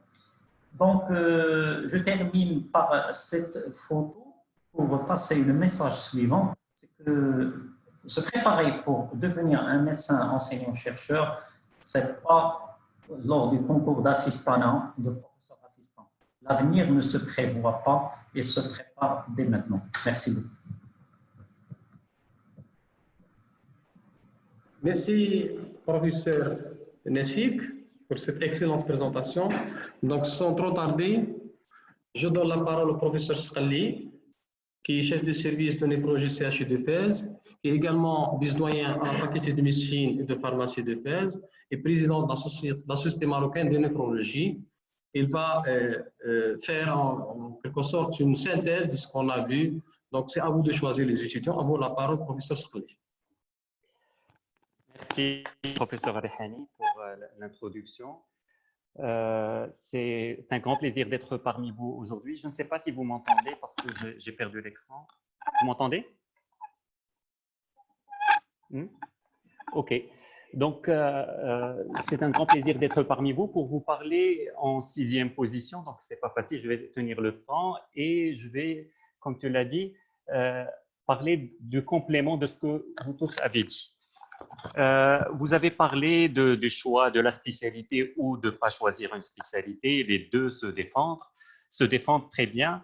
De carrière en libéral ou dans le privé, chacun son choix. De faire une carrière universitaire ou pas, de faire un PhD, c'est une autre voie comme une autre. Et donc, beaucoup de possibilités. Et ceux que je vais vous présenter aujourd'hui ont choisi une 6e voie. Aucune de celles que vous avez présentées. Vous voyez dans cette photo plusieurs personnes très connues, c'est leur principal point commun, mais si vous regardez très bien, vous allez remarquer qu'ils ont aussi une autre caractéristique en commun, c'est qu'ils sont tous médecins. Je ne sais pas si vous les reconnaissez tous, mais ils vont d'une chanteuse lyrique très connue qui s'appelle Catherine Scarabin, jusqu'à Bachar el-Assad qui est chef d'État, jusqu'à Yahya al-Fakhrani qui est acteur, jusqu'à Nabulsi que vous connaissez, Bernard Kouchner, donc Michel Simès, le médecin ORL journaliste, Socrates qui est footballeur. Donc ils sont tous médecins, ils sont tous très connus, ils ont tous excellé dans leur domaine. Celui-là et Bruno Verjus qui est donc restaurateur et qui a des étoiles Michelin, et donc et là Che Guevara. Donc tous sont médecins et aucun d'entre eux n'a fini sa carrière en portant une blouse. Donc, on peut tout faire et aboutir à d'autres carrières. Au Maroc aussi, on peut faire autre chose. Et j'ai choisi quelques photos de Marocains pour vous parler de carrières très différentes. Certains sont politiciens. Ici, vous reconnaissez Abdouahid Fassi, fils de Abbas Fassi, qui était ministre de la Santé. D'autres ministres de la Santé n'ont pas été directement ministres de la Santé. Abdrahim El-Harouchi a été auparavant doyen et acteur associatif très important avec son association AFAR et ses spots radiophoniques qui ont bercé une partie de notre vie. Et professeur Aïd Taleb, qui est chirurgien viscéraliste et qui a été directeur du CHU avant de devenir ministre. Donc, vous voyez qu'on peut avoir des circuits différents. Najat Mjid, elle, est pédiatre. Elle a fait une partie de sa formation à Casablanca avant de faire sa spécialité à l'étranger, mais elle s'est dirigée surtout vers l'associatif avec sa grande association Beiti, et elle a défendu les droits de l'enfance qui lui a valu l'année dernière, il y a 2 ans à peu près, un grand poste auprès des Nations Unies, et donc une grosse responsabilité qui l'a fait éloigner de son métier initial de pédiatre et exerce autre chose. Biedillah, lui, est gastro-entérologue. Il s'est transformé en politicien, ministre de la Santé, au PAM, etc. Donc, vous voyez Atmani, qui est notre chef du gouvernement actuel, qui est psychiatre, et qui est en train de saluer quelqu'un qui n'a pas lâché la blouse, notre professeur Shafir Shraibi, gynécologue et chef de service de gynécologie à Rabat, mais je le mets aussi ici parce qu'il milite pour des causes de femmes et pour son point de vue.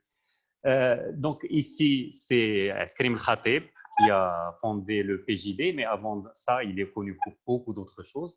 Il est grand médecin. Il a été le premier chef du Parlement marocain. Il a été ministre et autres. Et donc, Louardi, qui était doyen avant d'être ministre. Et ici, quelqu'un qui est passé par différents postes, en plus de son poste de médecin qu'il a gardé durant toute sa carrière. Donc, c'est Astil Araqi, et qui a, lui, fait médecin-chef d'un hôpital public dans l'Oriental, puis chef de service de pneumologie à Rabat, puis directeur de l'hôpital Avicenne, puis ministre de l'Éducation nationale, rien à voir avec la santé. Puis, à la fin de sa carrière, président de l'organisation de la conférence islamique et donc plus de diplomatie. Donc, vous voyez qu'on peut être médecin et faire autre chose de sa vie que l'exercice de médecin. Mais peut-être que pour beaucoup d'entre eux, le rôle de médecin ou la formation de médecin qu'ils ont eue les a aidés à faire beaucoup de choses. Je reviens aux internationaux. Certains, vous me direz, l'acteur, c'est d'être médecin ne l'a pas aidé à grand-chose, mais Che Guevara a commencé sa carrière de militantisme au sein d'un camp où il était le médecin du camp. Donc là, vous voyez Bernard Kouchner, et vous voyez qu'on peut passer par une carrière après avoir fait Médecins sans frontières et après avoir créé Médecins du monde. Et donc, pas mal de carrières possibles en dehors du métier de médecin. Je vous ai parlé de membres du gouvernement et vous voyez qu'avec professeur Aital, on est au 18e ministre de la Santé. Et pour être ministre de la Santé, est-ce qu'il y a un profil type? Finalement, non. La moitié ou un peu plus sont médecins. Depuis Abdelmalek Faraj, qui était le premier ministre de la Santé, qui était médecin, et d'ailleurs un nanti de la faculté de Rabat porte son nom. Il est mort en 1971 au coup d'État de Skhairat, et jusqu'à Abdelmajid Belmahi, qui était doyen, jusqu'à Abdouahid Fassi, qui était politicien, jusqu'à Hossein Louardi ou Khalid Aïd Taleb, qui était directeur du CH. Donc, beaucoup de carrières qui peuvent faire qu'on utilise son métier de médecin, et parmi ces carrières, il y a celle de doyen et de directeur du CH. Le choix pour ces postes diffère d'un pays à un autre. Au Maroc, par exemple, pour être doyen, il faut postuler en étant professeur de l'enseignement supérieur, et on peut postuler à être doyen dans n'importe quelle faculté du Maroc, même si ce n'est pas celle dans laquelle on exerce jusque-là.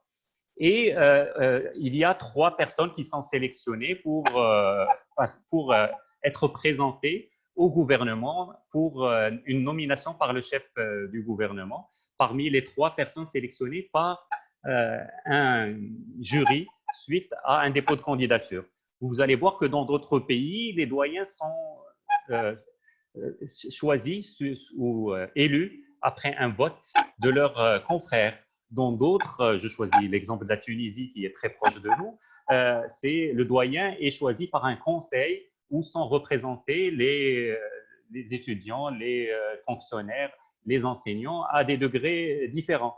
Et donc, une carrière de doyen, c'est quelque chose à laquelle on n'est pas préparé par un diplôme ou autre, on est préparé par son statut d'enseignant, de l'enseignement supérieur, et avec une procédure de choix pour des postes de responsabilité pour 2 mandats de 4 ans chacun. La même chose depuis quelques années maintenant pour être directeur du CHU.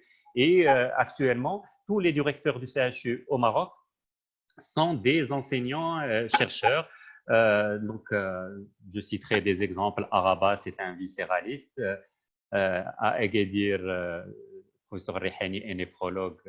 Je ne sais pas, à Casablanca, c'est un chirurgien pédiatre et ainsi de suite. Donc, c'est des postes très différents, des profils très différents. À Oujda, par exemple, c'est un traumatologue. Et donc, il postule pour devenir chef d'établissement en présentant un projet et en passant devant un jury, puis la décision finale est une décision politique.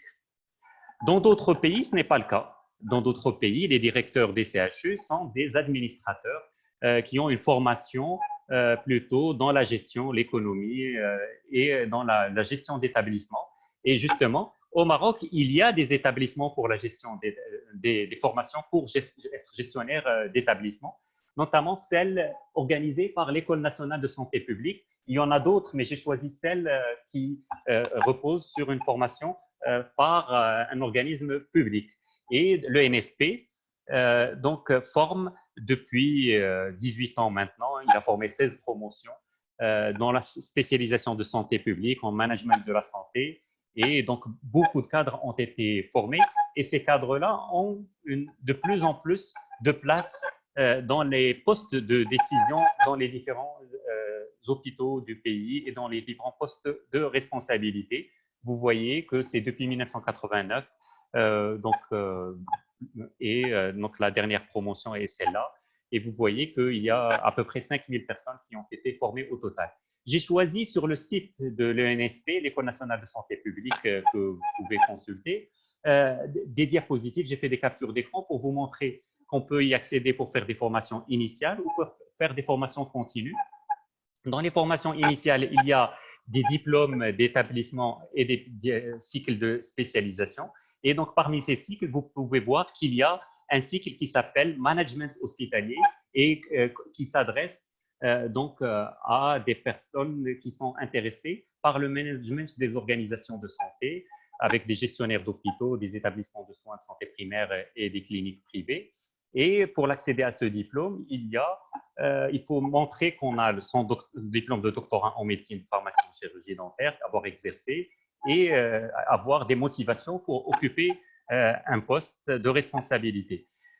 Pardon. Il y a aussi, en dehors de ça, il y a certains masters qui sont organisés. Et parmi ces masters, il y a un master de management des services de santé qui est très coté actuellement et qui peut être fait en formation continue. Donc, les médecins qui ne veulent pas perdre de temps et qui sont en train d'exercer ou qui viennent de terminer leur formation de médecin peuvent aussi postuler pour faire ce master. Et dans ce master, vous voyez que pourquoi on fait ce master? On le fait pour être haut responsable, capable d'assumer des fonctions dans des organisations du secteur de la santé, que ce soit à but lucratif ou non lucratif, les organismes gestionnaires de l'assurance, la CNOS, la CNSS, la NAM, etc., dans des organismes internationaux dans lesquels le Maroc est peu représenté. Vous voyez l'OMS, le Commissariat international pour les réfugiés, l'UNICEF, le PNUD, etc. la société civile, les bureaux d'études. On peut faire carrière dans le conseil et gagner sa vie grâce à ça. Et pour y accéder, il y a des conditions, il y a un concours et vous voyez qu'il y a un cursus. Mais ce qui est le plus intéressant, c'est organisé en 4 semestres, c'est 300 heures par semestre pour étudier de l'économie de santé, le management en santé, il y a des stages, etc. Mais ce qui est encore plus important et plus pratique, c'est que ça se passe le vendredi après-midi de 15h à 20h, le samedi toute la journée et le dimanche jusqu'à 13h et c'est 2 week-ends sur 3 pendant 2 ans. Et donc, on peut faire autre chose et devenir autre chose en étant médecin et en continuant sa carrière de médecin, le temps de se réorienter. Mais pour faire tous ces investissements, il faut vraiment être intéressé par devenir gestionnaire. Il y a aussi d'autres formations que vous pouvez consulter. Après tout ça, il y a des appels à candidature et j'ai choisi quelques-uns sur le site du ministère de la Santé. Par exemple, ici, pour devenir secrétaire général du ministère de la Santé, le poste qu'occupe actuellement Dr Boutaleb. Et vous voyez qu'il faut montrer des compétences telles que celles que je vous ai montrées avec des formations, etc., mais aussi une expérience et un passage par les différents niveaux de la fonction publique avant d'atterrir dans un tel poste de responsabilité. Ici, l'appel à candidature qui date d'hier. Et regardez, un gros bouleversement. Ici, c'est pour devenir directeur d'un centre hospitalier régional. Poste qui était occupé jusqu'à il y a quelques années exclusivement par les médecins. Et ici, je vais vous le lire puisqu'il me reste 2 minutes. Il faut être du niveau d'administrateur du 2e grade ou du niveau d'ingénieur d'État et ainsi de suite. Vous voyez qu'on ne parle pas de médecin et le médecin ne peut occuper ce poste que par assimilation, alors que jusque-là, c'était le poste réservé exclusivement aux médecins. Les médecins sont réorientés plus vers leur métier de base et on laisse les postes maintenant de gestion à de vrais gestionnaires. Et la même chose a été appliquée pour les hôpitaux provinciaux, c'est toujours daté d'hier, et vous voyez que c'est maintenant des carrières qui ne sont pas des carrières de médecins, même si vous voyez que la majorité absolue actuellement, pour ne pas dire, parce que ce n'est plus la totalité, la majorité absolue de ceux qui occupent ces postes de responsabilité sont actuellement des médecins. Pour terminer, il y a aussi des médecins qui choisissent l'aventure entrepreneuriale et qui gagnent leur vie dans l'entrepreneuriat en faisant valoir leurs connaissances de médecin acquises à la faculté ou d'autres compétences grâce à des formations complémentaires ou grâce à la gestion de fortune familiale ou autre. Et il y a des livres, des formations, etc.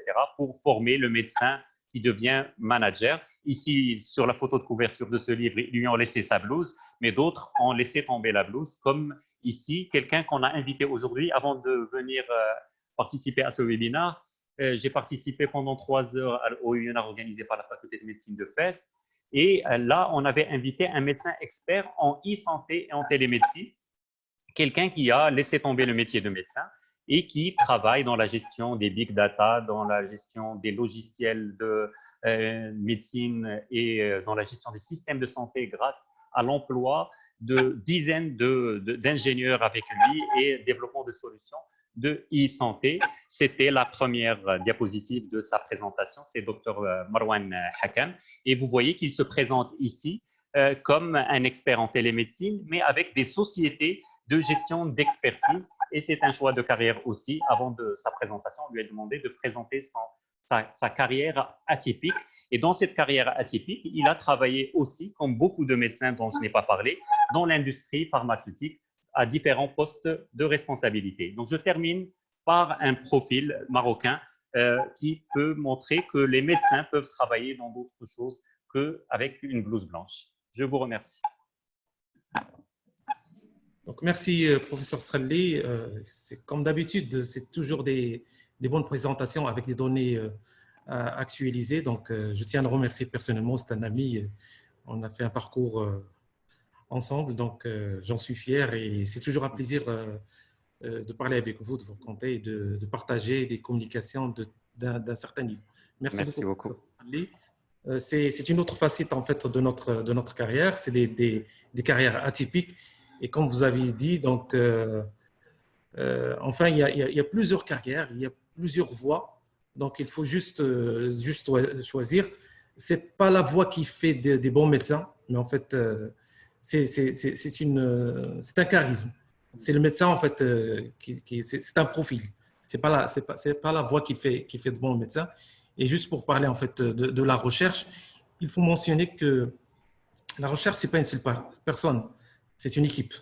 Et donc, il vaut mieux avoir plusieurs types et plusieurs facettes pour faire une bonne équipe de recherche.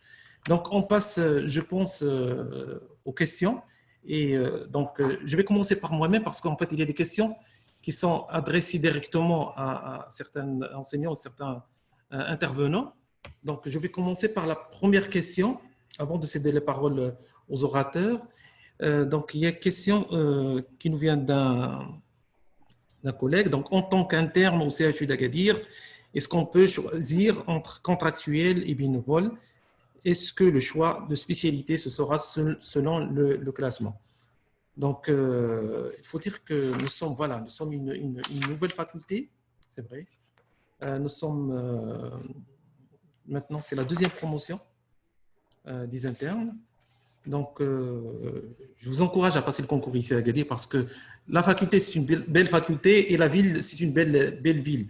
Et donc, je ne pense pas qu'il y ait des contraintes spécifiques à Agadir ou à une autre ville. Nous sommes tous, et ça peut être confirmé par le professeur Sqali qui est aussi vice-doyen de la faculté de médecine de Fès, nous sommes tous régis par les mêmes textes. Et donc, les choses qui se passent ailleurs, on a les mêmes textes et les mêmes contraintes. Donc, c'est fait. Donc, je vais céder la parole à Madame Fourtassi. Donc, je remercie beaucoup, en fait, pour lire les questions avant de répondre. À vous la parole, Madame Fourtassi.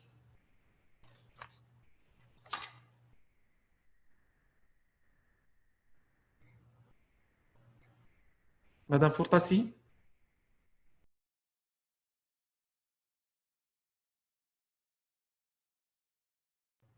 Le son, Madame Fourtassi, le son.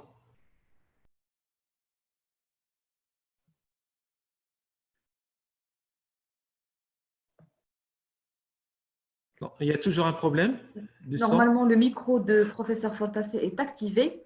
Je pense qu'elle a un problème de connexion. Donc, s'il y a un problème technique avec Madame Fourtassi, je vais céder la parole à professeur Rehani si vous avez des questions spécifiques, ou sinon, passez à professeur Nessik.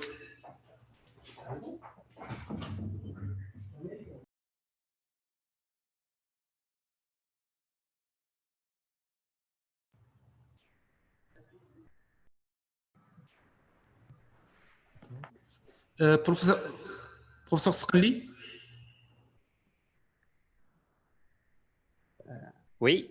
Est-ce que vous pouvez répondre à vos questions, s'il vous plaît? À laquelle des questions? Excusez-moi, j'avais une interruption. D'accord. Donc, il y a des questions qui vous ont été adressées. Ah oui, aux questions qui m'ont été adressées, oui, bien sûr. Exactement. Oui. Il y avait une question sur le changement de ville. Si on passe l'internat dans une autre ville que celle de notre faculté, est-ce qu'on a le droit d'y revenir après les 3 ans d'internat pour y faire résidana? D'abord, l'internat, c'est 2 ans, c'est 4 semestres et non pas 3. Et ça dépend de ce qu'on a demandé avant de changer. Si on a passé dans une autre ville, on appartient immédiatement à la ville dans laquelle on a réussi.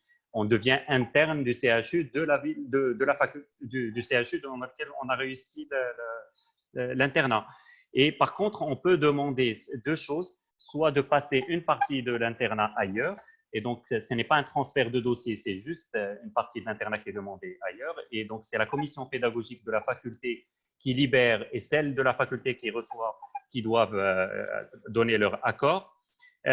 Deuxièmement, on peut demander de transférer carrément le dossier et devenir résident d'une autre ville, mais là encore, ça dépend de la décision de la commission pédagogique dans les 2 facultés. Il faut juste savoir que dans beaucoup de cas, il y a eu une perte de l'avantage du classement. Si vous avez été classé 5e dans une ville et que vous avez changé de ville, vous ne pouvez pas faire valoir votre classement de 5e position dans la ville d'accueil, puisque tous ceux qui ont réussi dans la ville où vous allez atterrir sont ceux qui sont prioritaires et vous choisirez en dernier. C'est en général ce qui est pratiqué, bien que ce ne soit pas la règle générale dans toutes les facultés de façon absolue.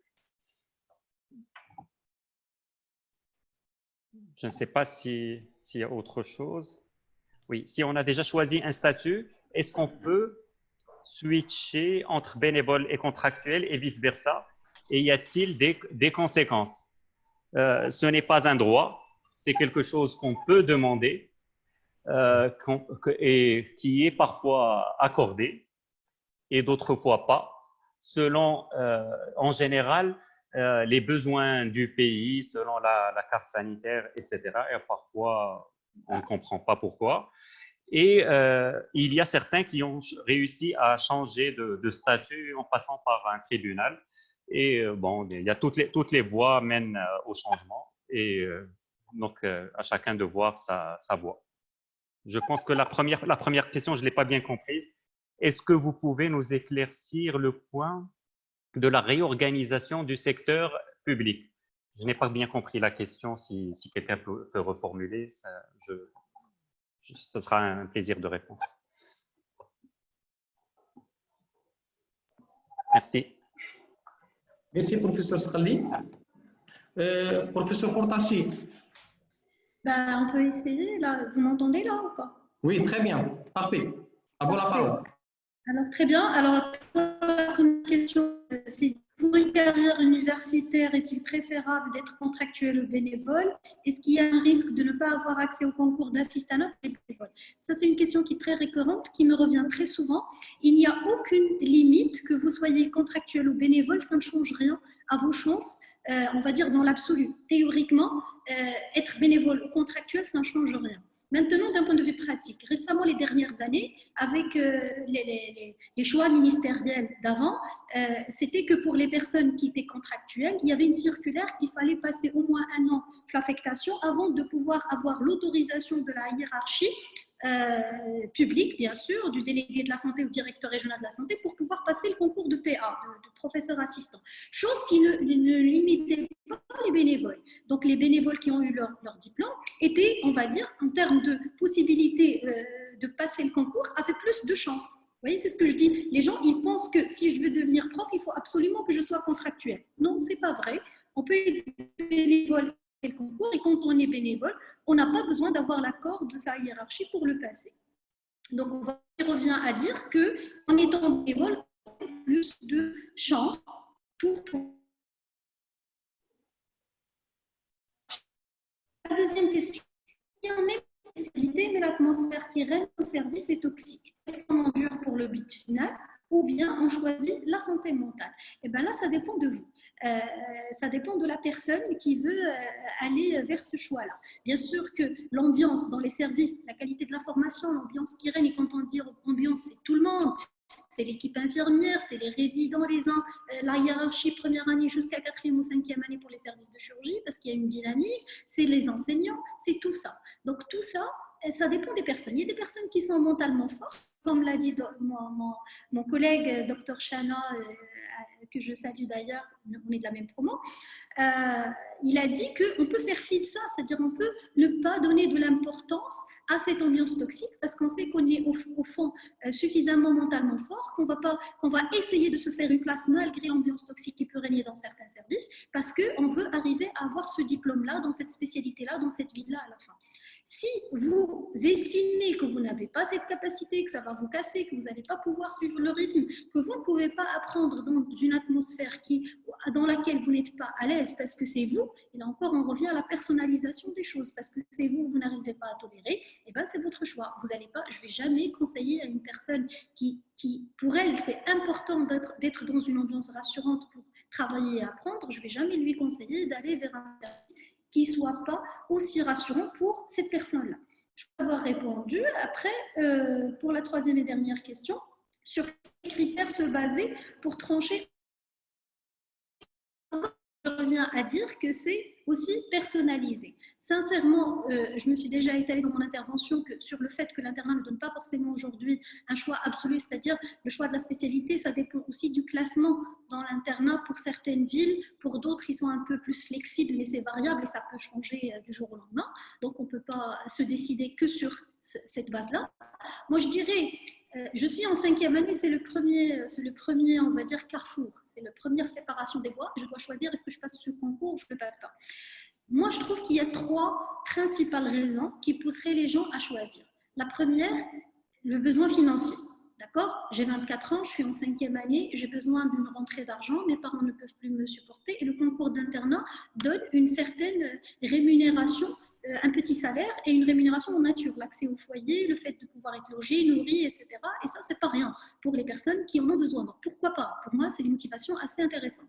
Deuxièmement, la stabilité, c'est-à-dire à partir du moment que je passe le concours d'internat, je sais que j'ai déjà entamé ma voie de spécialité, c'est-à-dire que je n'aurai pas à repasser un autre concours. Donc, pour les gens qui se sentent assez fatigués et te disent, voilà, moi je sens que je serai incapable, peut-être j'ai un projet de mariage, peut-être que par la suite, et une fois mariée, installée, les enfants, peut-être que je ne pourrai pas passer le concours de résidana, machin, et je veux sécuriser ma voie tout de suite. Là, ok, l'internat pour ce profil-là, ça pourrait être intéressant. Aussi, pour sécuriser peut-être le choix de certaines spécialités dans certaines villes où on sait que peut-être il n'y en a pas assez dans le choix pour le concours de résidana. Ça fait 3. Le choix sur lequel se base tout le monde et que je trouve aberrant, c'est la qualité de la formation. Et j'ouvre juste la parenthèse. Je ne pense pas que l'internat est la meilleure voie pour une meilleure formation pour tout le monde.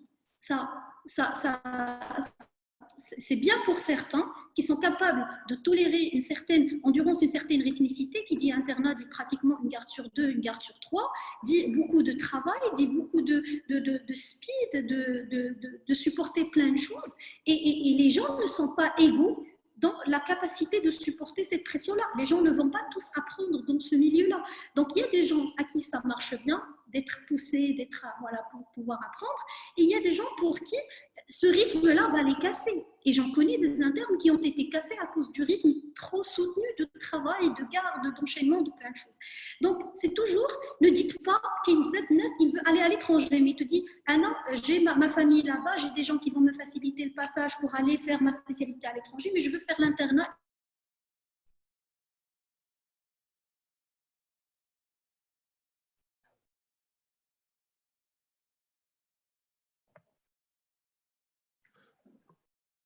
Bon choix. Donc, choisissez les conditions de travail et choisissez en fonction de votre personne, de votre capacité de tolérance. Voilà.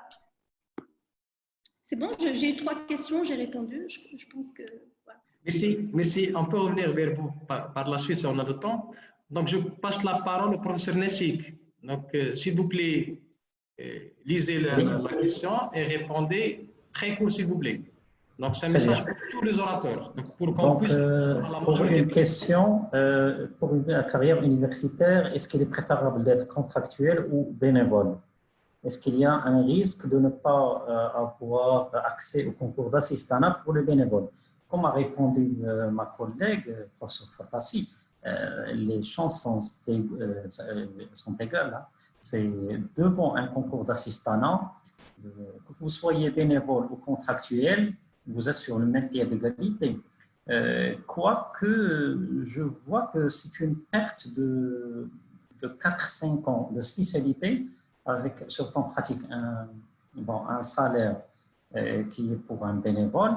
Et après les 5 ans, vous décidez de choisir. Après, vous êtes décidé pour une carrière en libéral. Et là, vous switchez vers une carrière universitaire. C'est un peu difficile, mais c'est tout à fait possible. Il n'y a aucun problème pour faire la carrière universitaire en étant bénévole. Deuxième question, je n'ai pas bien saisi comment la voie d'internat facilite l'accès à la voie d'enseignement. Donc, être interne dans un CHU, c'est 4 semestres en fait. 4 semestres, pour moi, c'est 4 services académiques et 4 services cliniques. Vous avez tous les conditions idéal pour développer vos compétences aussi bien cliniques que dans le sens de l'enseignement. C'est ce que je voulais dire par internat qui peut favoriser une carrière universitaire. Ce n'est pas obligatoire, ça ne dépend que de vous. D'accord? C'est question de volonté, c'est question de choix, parce que c'est votre avenir qui est en jeu. C'est tout ce que j'ai comme question pour moi, pour l'enseignement, le cycle enseignement. Merci beaucoup. Merci beaucoup. Donc, merci beaucoup, Dr. Beiri.